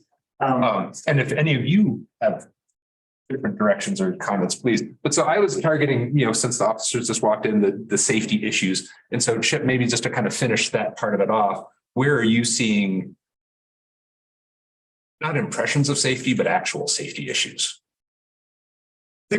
Good question. I think it's diverse and strange. Lately we've had some gun issues that have been very scary and in the city and adjacent to downtown. Some of them fortunately not turning into anything, but I think that's the big thing. I think the perception of safety is huge, and it's a little bit hard to parse safety issues and perception of safety. I feel like downtown are issues with the unhoused there are some scary people yelling occasionally. It's sporadic. And we're usually able to, when we're there, diffuse it and help people, at least in the core. I think the nighttime thing, I have not experienced that as much. I think certainly activation is important when there's more people downtown. Feeling of safety is better. Our issues with nighttime, we clean up a lot of vomit in the morning, frankly. And so I think the nighttime issues still, even though the bars have changed the culture over the years, we still have a lot of folks who come down and We used to have open trash cans on the mall. Yeah. That helped. That helped. Well, we also used to have pull down, Yeah. which helped, but I think, I think the big concern for safety that we have is honestly just that daytimes, weekdays are still really soft. There's not as many people working downtown and activating downtown. So, we do a number of things for public safety. We have enforcement, we have services, and we have activation. None of them are a complete sentence, and we need to do all of them. But activation is hard. I mean, when things are happening and there's lots of events and people, whether it's activation through events or activation through just having a diverse use of the downtown and lots of people, those safety issues become smaller. Usually, generally, without the exception of those outliers, there's always going to be things that happen, and that's why we have. And so would it be helpful, like we had the Hackberry Street Festival this weekend, but would it be helpful to have nighttime activation? Like partnering with the city on doing the nighttime oriented events to bring people down at a different time of day? Again, I don't know that nighttime is our bigger issue. In terms of, I could be wrong. I spend a lot of time downtown. I was going to say 24 hours a day, but honestly, it's closer to 18. But I think nighttime is activated most of the time. Weekdays are slower than weekends, but weekday during the day is where we're missing more activation relative to what it used to be. We have some establishments, people go downtown and go to, after 10, 11, it slows down or it changes the crowd that's down there, but it's activated. So are we going to be able to do events that bring people downtown after 11? Probably not. Not after 11, but like post dinner and post. I mean, that's when we do a lot of our events. We do Bands on the Bricks. Yeah. Starts at 6. We do our festivals go into the evening. And, part of it is it's a little bit tricky because we want to activate when it's not activated, but it's also not activated because that's when people don't come down. So I don't know. I think daytime is kind of where we're more concerned about trying to keep that vibrancy because that supports the lunch restaurants and the shopping. And then we built the from there. Cool. So that's Scott. I spoke to you a month ago about attending today. Because we wanted to, Scott handles the Boulder Economic Council and kind of forecasts and stuff like that. And we wanted to hear from you as to what's going on with office workers. And, we can't make companies make people work, but, what do you see and what do you know? And where are we going with, how the blend is changing downtown and also from big, earlier today, we heard about big companies maybe shrinking and maybe those spaces being broken up into smaller spaces and more small. And Chip, I see you raising, or Chris. Well, Lori's had her hand up for a moment. Oh, I just want to make sorry. sure that she's had a chance to speak before we move to Scott. Yeah, thanks, Chris. It's actually about the previous topic. So I can just add my comments now if that works. I just want to kind of build on some of the safety concerns. We are hearing from the university that we're hearing from parents, quite frankly, that students have, and I would build on Chip's comments, probably safety concerns. I don't have a lot of clarity on whether or not, the safety risk has increased or not. That's why you have officers in the room. But I will say that we're hearing from parents more about campus adjacent areas that kind of hit the city. Some of that is downtown. Obviously, some of that is the Hill, which I know isn't the direct purview of this group. But, just wanted to add that observation. I was quite literally talking with our chief of police yesterday about that very topic. And so it's top of mind for me, and I just wanted to share with this group as well. Any of you have questions for her about any of it? No, but I think that adds to what we're talking about of perception. We might not actually be seeing upticks and things, but the perception of safety. Well, I'll tell you where I feel like we are seeing upticks is, again, people breaking into office buildings and finding places to go smoke meth in the office. Yeah. We're seeing that a lot. I don't know that we're seeing, the folks who are the unhoused population is incredibly diverse. And, you know, we see a lot of folks who spend their days downtown who sleep either at the shelter or in the creek or who knows where else, when they spend their days downtown.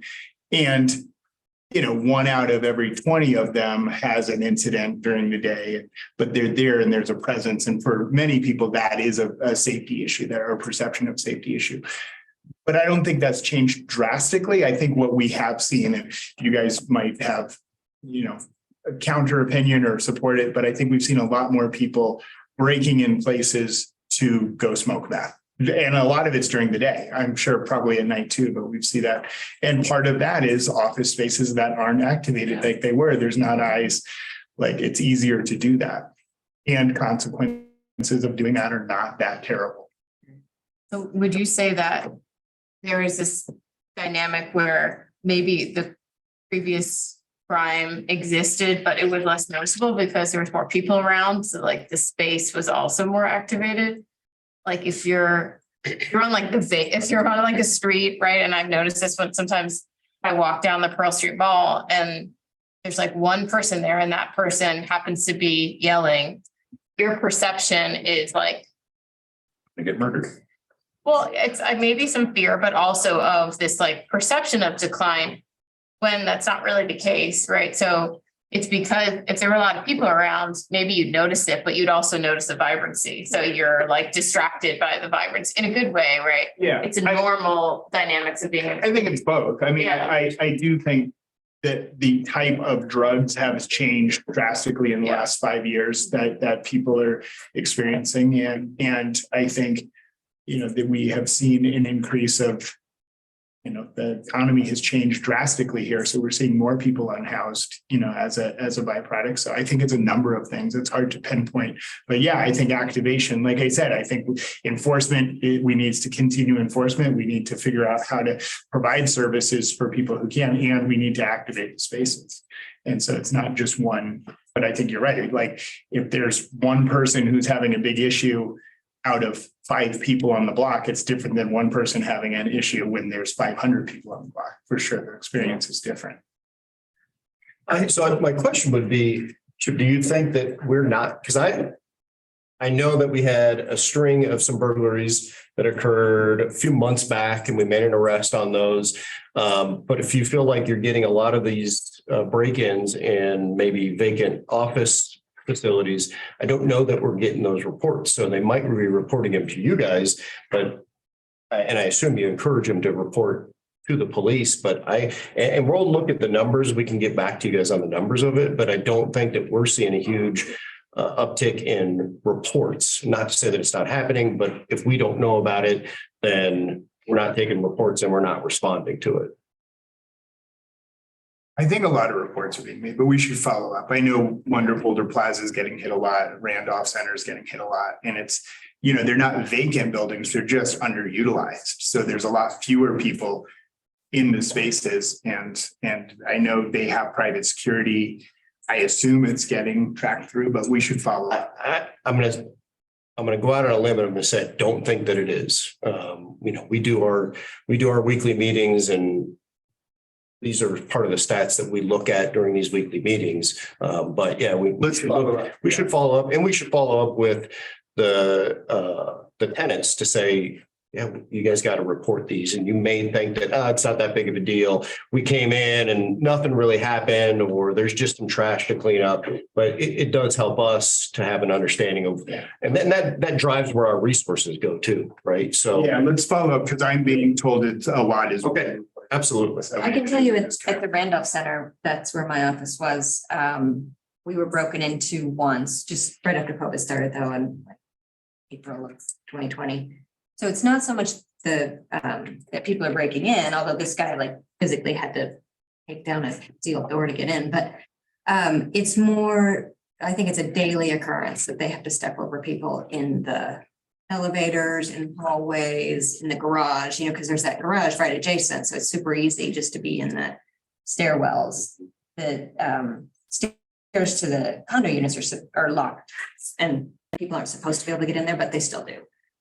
So I think it's more there. It's not break-ins, but it's a real fear. Like if you're Sure, coming well, in. it's still trespassing, Yeah. right? There's still a crime there. So do you think that that's just, it's going to security deals with it? And as long as the folks are compliant with security, it probably ends there. It would be my assumption. Yeah, I think that they call the landlord, when landlord sends. We should follow up. I know that Absolutely. like thefts out of that building on camera and police reports. So it seems like there might be a disconnect of how it's getting. This is a great, we have half an hour left and there's other topics I want to cover too. And so maybe at this point, I will go to Scott, who has his hand up. And if there was something you wanted to talk about that, but really I was maybe changing the topic to moving from the crime aspect to activation and how many people are there in the first place. So Scott, what do you know? Right. Well, thanks, Don, and I appreciate the opportunity to talk. And as I've listened for the last, almost a half hour now, it's important to understand, I think we're facing a basic economic development situation. And so let me briefly describe what I think the situation is, which is leading up to the previous conversation. Just some statistics. I think we're all familiar with the fact that employees now are demanding hybrid work environments. The statistics that we show or that we monitor that shows anywhere from 20 to 30% of an employee's time is spent outside the office in a hybrid work environment, and that's if they're not 100% remote. And so that's current statistics. Now, the question we all have is whether or not that's going to stick going forward into the future. We can argue ad nauseum as to our personal opinions as to what that is the case. My personal opinion is that, yes, that will stick. I think the employees, it's going to be hard to unwind the remote and hybrid work culture that we have at all stratas of career. And so that's certainly happening. The interesting statistic is that currently, because there's a high demand in the workforce for workers, employees have a bit of power. And so they're requesting anywhere from 2 to 3 days a week to work when they apply for positions.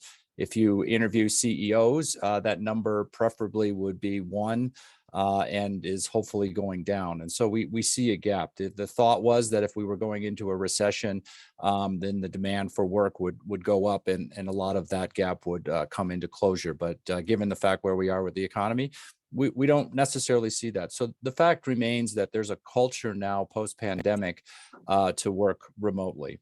I would say specific to the downtown district, as we all very well know, the second and third floor and many of the buildings are occupied by tech workers, traditional workers that almost immediately went 100% remote during the pandemic, but certainly have the wherewithal and the knowledge of how to work remotely.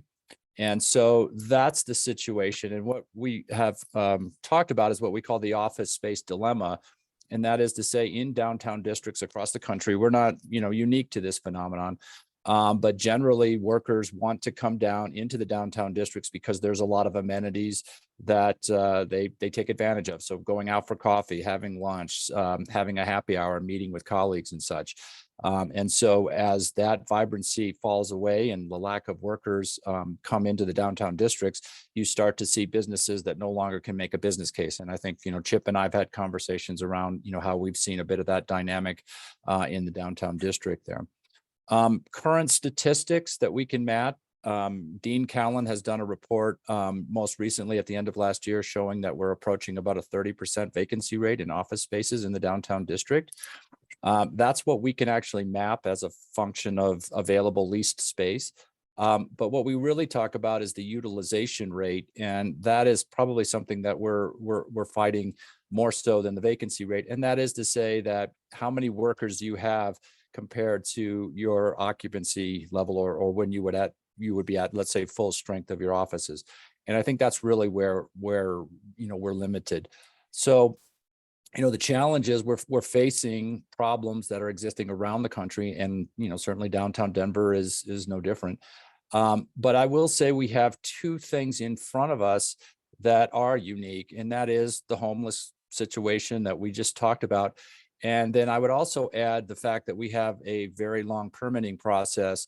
And so building owners and those folks that are looking to recruit or, subdivide spaces or rapidly develop those spaces to attract new businesses, they're faced with what is a long permitting and a protracted process there. So really, in terms of what we just talked about, I think that's an outcome of what is a fundamental economic development challenge that we're facing in the downtown district.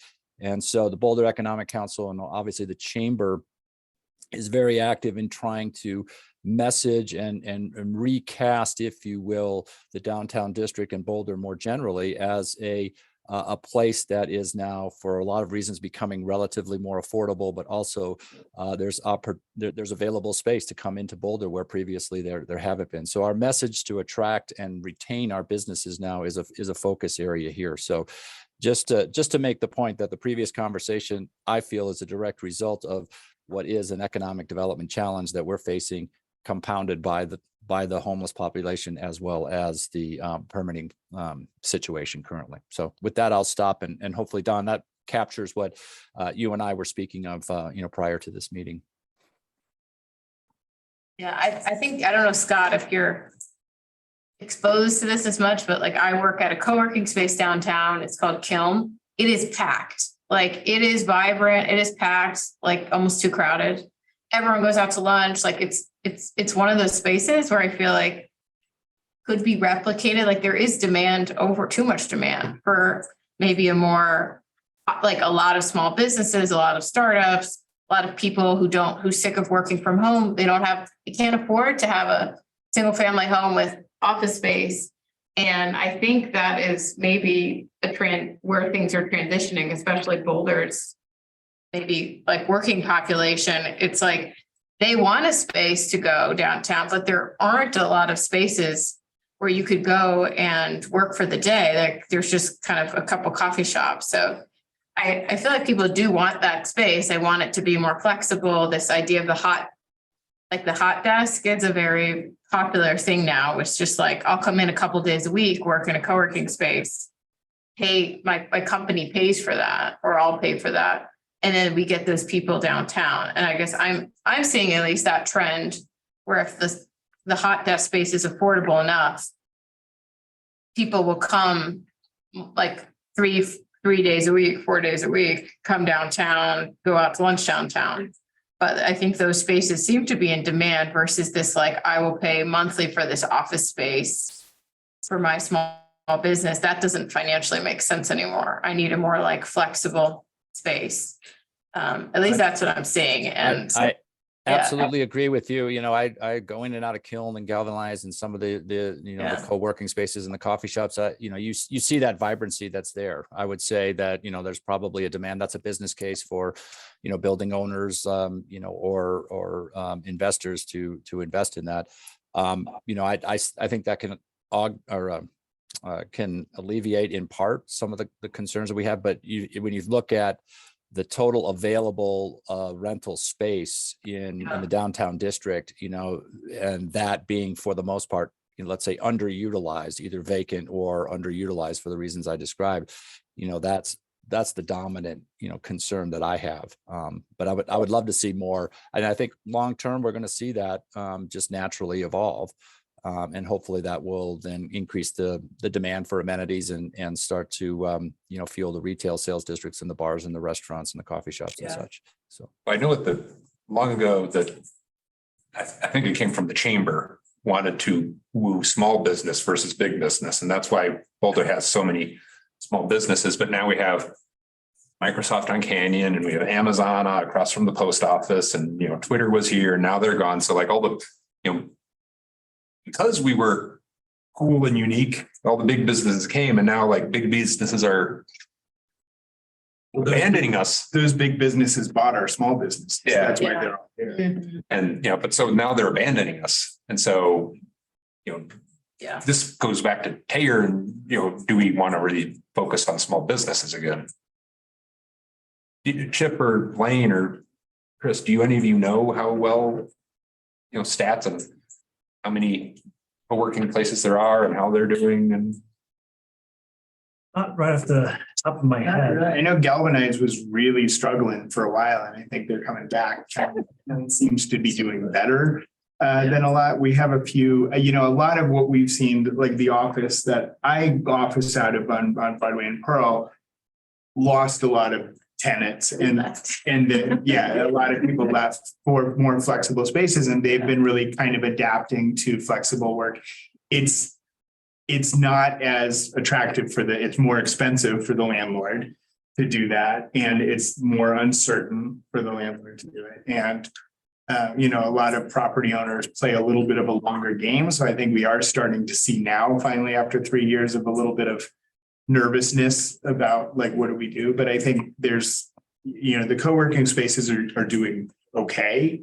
I think Kiln is an outlier partly because there's more accessible parking over there and there's other issues today. But they seem like they're doing well relative to a lot of the other co-working spaces. We just sent out a survey a couple of days ago to office users downtown, trying to glean a lot of data about when people are coming down, how often they're coming down, what they anticipate over the next year.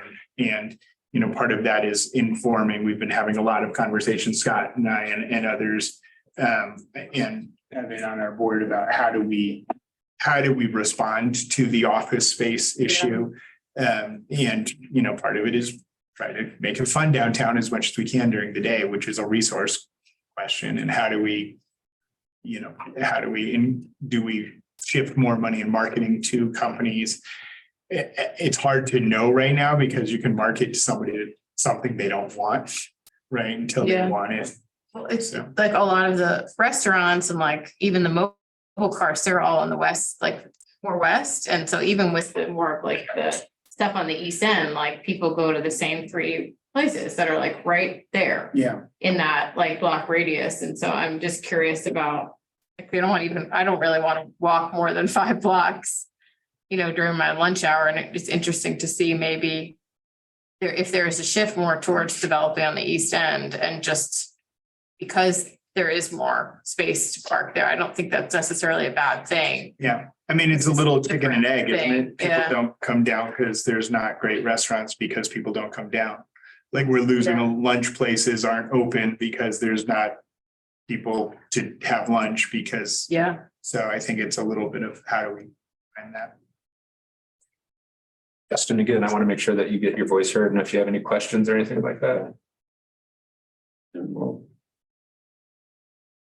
So Industrious has 2 beautiful floors in the Colorado building. And then what used to be US Bank at 15th and Canyon is now expansive, and that's a big co-working space. Are they taking over that whole building? Because like the bank is now gone and it's the co-working on the backside. Is it all turning to co-working now? Well, I remember when I go in, they had most of the first floor, and then there was even the upstairs section too. So I'm assuming, yes, that they've taken over the teller and the vault area as well, because there's definitely not a bank there. Yeah.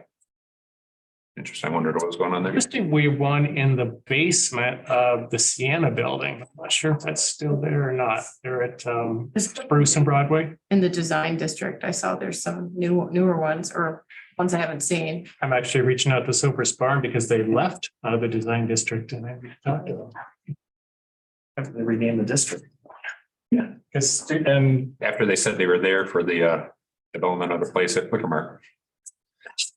And well, and also we lost Brandy and Joseph from the candy shop. They moved over to Boulder Junction, but anyway, over 30th. I mean, this is something that I have the building across the street from the Wickermark property.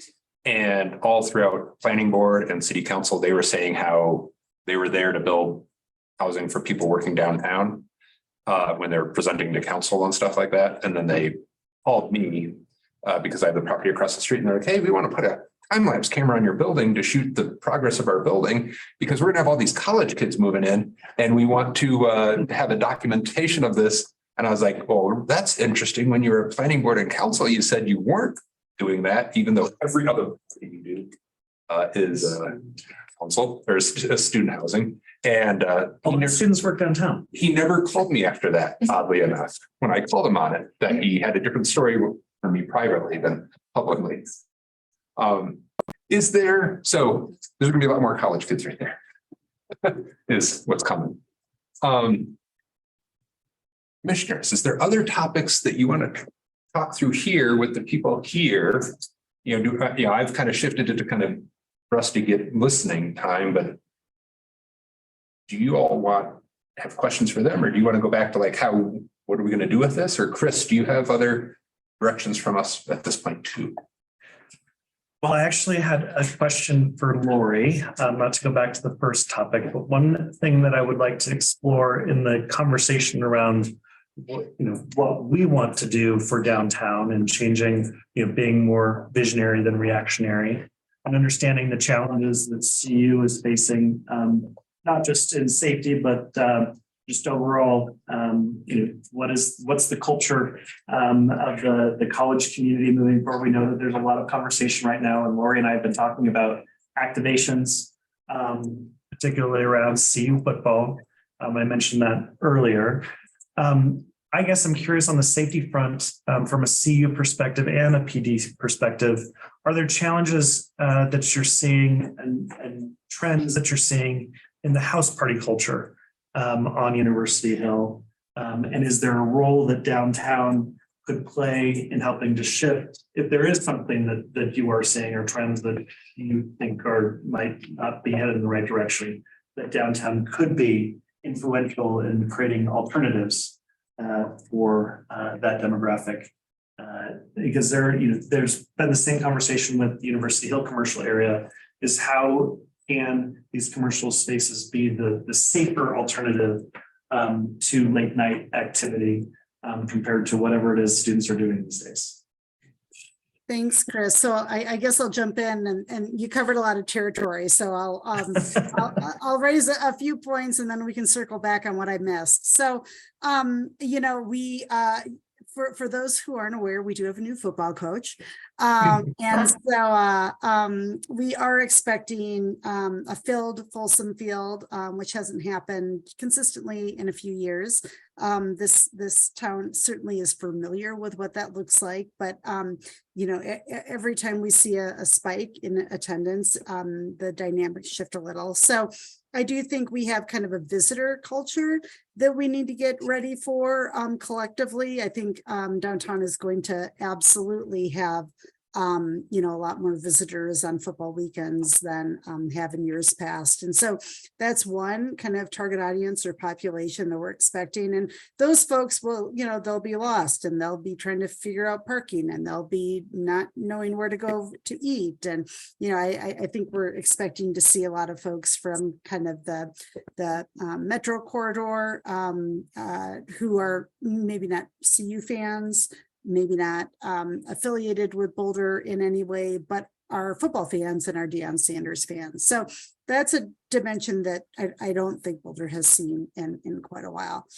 So that's one set of opportunities. And, I'm going to lean into this just a little bit more, Chris, and lift up the fact that we have had some challenges, quite frankly, with members of the community, the CU community, as well as visitors with diverse backgrounds who haven't been as welcomed in Boulder as they might be. And so I think there's some probably education opportunities, downtown and throughout the community to kind of recognize that the profile of visitors might look a little bit different. To circle back on kind of comments around students and the culture around that, we have announced that we're building we're building out the graduate and family housing area near 19th and Marine, across from Boulder High. And so kind of when you're looking at long-term planning, it's years out at this point, but that will impact downtown. Certainly that's, just a few blocks from downtown. And so I think you're going to see a more mature, graduate students are particularly eager for housing options and housing solutions in town. And so I think you're going to see that population more eager to go downtown. I've mentioned this to Chip and a little bit to Chris in passing, but there aren't a lot of grocery options, both downtown as well as on the Hill and in that corridor. And so when you're kind of thinking about the overall visioning, and the fact that although they're, some of the most tasty restaurants in the nation along downtown there, it is a bit of a food desert. That might be something for you to have on your radar as well. And then, some of you know that I spent my CU college years on Pearl Street until wee hours of the morning. And so there is a little bit of a shift. There is a little bit of a shift from those days now. I think the student population doesn't tend to go downtown and stay downtown to the extent that they used to, the extent that I used to. And so, something to consider, that isn't an ask for you to serve the student population, because there needs to be a fit, obviously, but I think there might be an opportunity because if you've been up to the Hill recently, there are fewer offerings for students up on the Hill as well. And so getting them into, to build on Chris's language around, kind of safer public places, I think that's an aspirational goal that we all share. Thanks, Lori. Scott's perspectives from PD that dynamic. Well, I think it's interesting. I mean, I think, so we've got a neighborhood impact team. They work a lot with, obviously, the students. They're basically work up the University Hill area. They work a lot with CU. And there's a lot of programs that they'll coordinate together with on alternatives to going to house parties. For instance, Friday for St. Patty's Day, they're doing an event at Beach Park.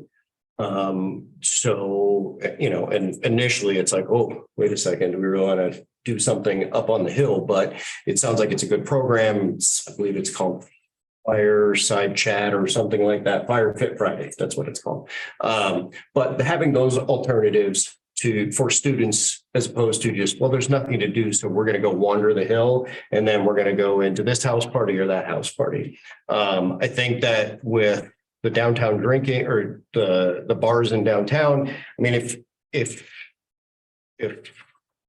students of age are going to go and drink and they're going to bars and they can be served responsibly, then I think that's a win, as opposed to they're just up at house parties and drinking until they're blackout drunk. So I don't know what that looks like exactly, and how what kind of programs that you would want to start up to encourage folks down there. But quite honestly, it felt to me years ago, and correct me if I'm wrong if you had a different take on it, but it almost felt like the direction that downtown was going was more to discourage students from coming down to go to the bars at night and the park.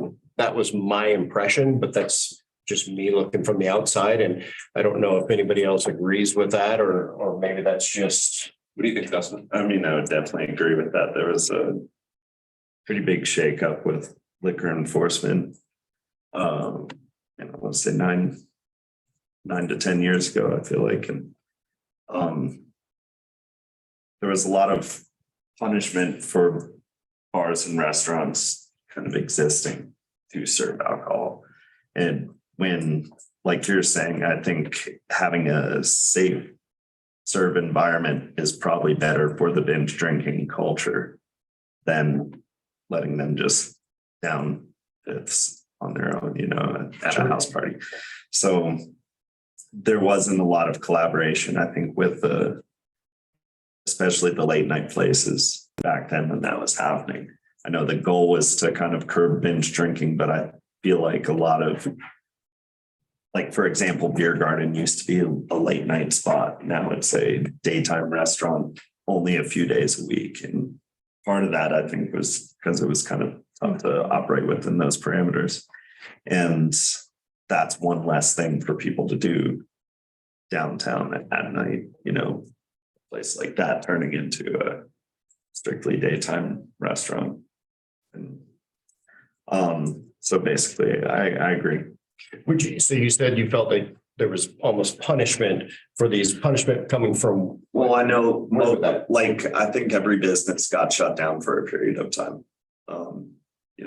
The Mount Loon, Pearl Street Pub, law violations, liquor violation, which, may or may not have really been as bad as they might have been punished for, or the punishment might have been worse for some of those places. It might have been right on target for a few of them for sure, but there was definitely talk in the Colorado Restaurant Association and RAR that everyone felt that pressure of just like on edge. We had to be less hospitable to our clientele, to the people trying to use those spaces. And it's certainly gotten better since. But I don't know that late night in particular has recovered fully from that time period.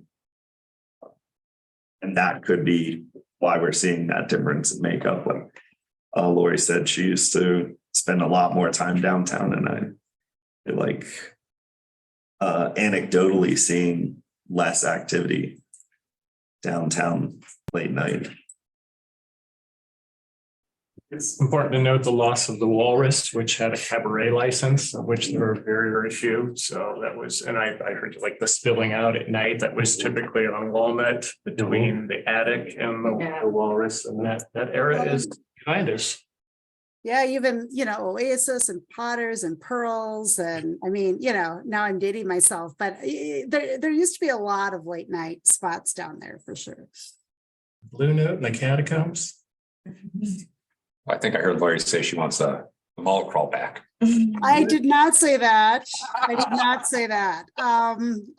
In fact, Chris and Chip and others have been part of task forces to avoid future mall crawls. I am not going to comment on whether or not I actually attended an initial original mall crawl or not. However, I know that it is problematic for downtown. So all of that to say, I think Justin made some great points about the downtown scene. And, again, I'm not advocating for the business community downtown to solve what students do after hours. I'm just here to kind of, help translate the landscape as I understand it. Well, it is really interesting to see the bigger picture of how some of these fall out, because, we are the Downtown Management Commission, but as we look at like what the rest of the community is doing, what would burning couches and riots and blah, blah, blah, all this stuff, maybe there is a way that we can all work together to solve some of these. Chip, one last thing that I wanted to talk about. Like 10. Yep. Yeah. Yep. Yeah. These are our priorities, and I saw you kind of glancing at them. And one of them is our investment planning and helping with the 5-year plan. And I know you presented it to council, and you get to hear once in a while, but you get our ear every other month.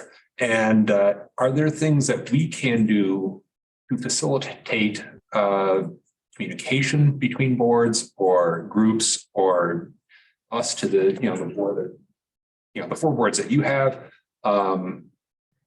Anything like that you need government's help with that we can assist with? I appreciate the question. I want to make sure I understand when we're talking about investment planning. Are we talking about district KJID investment? Are we talking about downtown broadly, infrastructure? What do you mean? Down broadly. When I think of the 5-year, I am in my question, I'm eyeballing the 5-year plan. It's not just Pearl Street, it's the alleys and connecting to the creek and, everything that the plan has. Yeah, I appreciate that. I mean, I think in terms of investment, there's sort of hardware and software, and I'll start with hardware. And I think part of what I would hope is that, we did a lot of work with the vision plan, and I think it's a good document and points us in good direction. So as you're considering all the things you consider, do it through the lens of the vision plan. How does this support the goals of connectivity with CU and the Hill? How does it support engagement on the sub districts and in all of the, hopefully you've had some time to read through it. So I think part of it is using the vision plan as a filter for what your priorities are. And I think this is very aligned, from what I see at first glance. And then there's the software piece, which I'm just making the analogy of programming. How do we continue? We're talking about a lot of activation and a lot of programming needed to implement all of these things. I spent the morning in the downtown streets as public space. I know you guys talked about that as well. Conversation that's going to take a lot of resources for programming. The daytime activity during the week is something that we need to invest in a lot of ways to bring people back downtown during the day. One of the ways we can do that is more activation, more programming during the day appropriately. We don't want to do big footprint events that close streets, but we want to be able to do things that are fun and exciting periodically to keep the vibe downtown. So I think in the investment planning, investing in the big stuff and kind of supporting the big stuff, but also not losing sight of the big stuff costs money to operate and maintain. So how do we build that in? And I think the district can play a big role in that, already does, and it can do more. Does that help a little bit? I'm going to be aware of time. Did I answer your question at all? What are the risks that you see in the plan where The risks in the plan? To executing the plan? A good question. I'm not really sure I know how to answer that. What do you see as the risks in executing the plan? I don't know the plan as well as you do, inside and out. There's parts of it that I am just thrilled about and I would love, but in a way, I don't want to, I grew up with the field of dreams, build it and they will come. Right. And right now we're not having the people coming and I don't want to build something and it just doesn't get utilized. And that's maybe my. So I will say this. Fear, but that's not a risk. I will say this, everything's relative. Compared to pre-pandemic, there's parts of the weekends are just as busy generally. I think we'll see a very busy summer. Weekdays, people aren't coming. Relative to most other downtowns our size, we're killing it, right? So I think it's good to say there's national trends, there's economic trends, there's, we have been on a track in Boulder for a long time before the pandemic where Longmont and other places are popping up and being really cool. So there's already sort of an outward migration for a lot of communities. A lot of that relates to affordability, a lot of that. So I think that people aren't coming out, that's qualified. They are.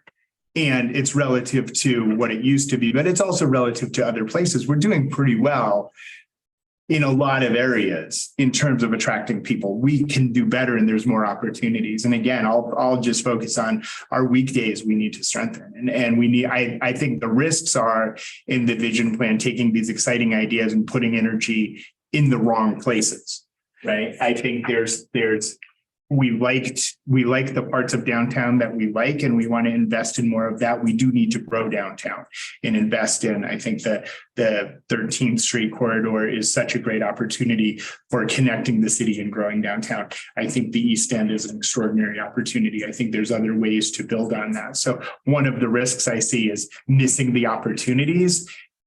We have finite resources. So if we focus them on the places that are activated, for example, and the times that are activated without focusing on the times and places that we need to spur activation, I think that's something I worry about, like taking the vision plan and not really looking at the what, but losing sight of the where and the why.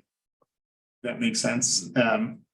Affordability is huge and there's opportunities to expand downtown to achieve some of those ideas, but So Scott has we're almost out of time and Scott has his hand up. I want to make sure he has to speak.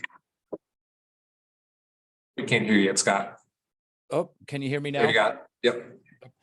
Yep. So Chip, I appreciate your hardware software analogy. I'll use what I call vaporware. I think there's an element to this, meaning that there's a messaging component that Boulder is open for business. And this is something that we've talked about that, previously we would recruit businesses into Boulder by virtue of the fact that we would put a for lease sign on the door. Right. And I think this recognition and messaging that Boulder is an amenable place to start businesses or to relocate your businesses needs to be reinforced. And so we here at the Chamber are calling that business is vital. Because I think anything that, certainly what we've learned during the pandemic is that, our economy is built on a lot of businesses that, create the revenue that creates the culture that we all appreciate. And so I think, addressing this idea in this next generation, if you will, or post-pandemic phase, what is Boulder's position and what messaging do we give to the businesses? Because as Chip said, getting people there in the daytime in many ways is getting people to come back into the office and giving them a reason to come in when, they naturally are gravitating to their downstairs basement offices in a given day. And so I think there's a messaging component that goes along with both the hardware and the software.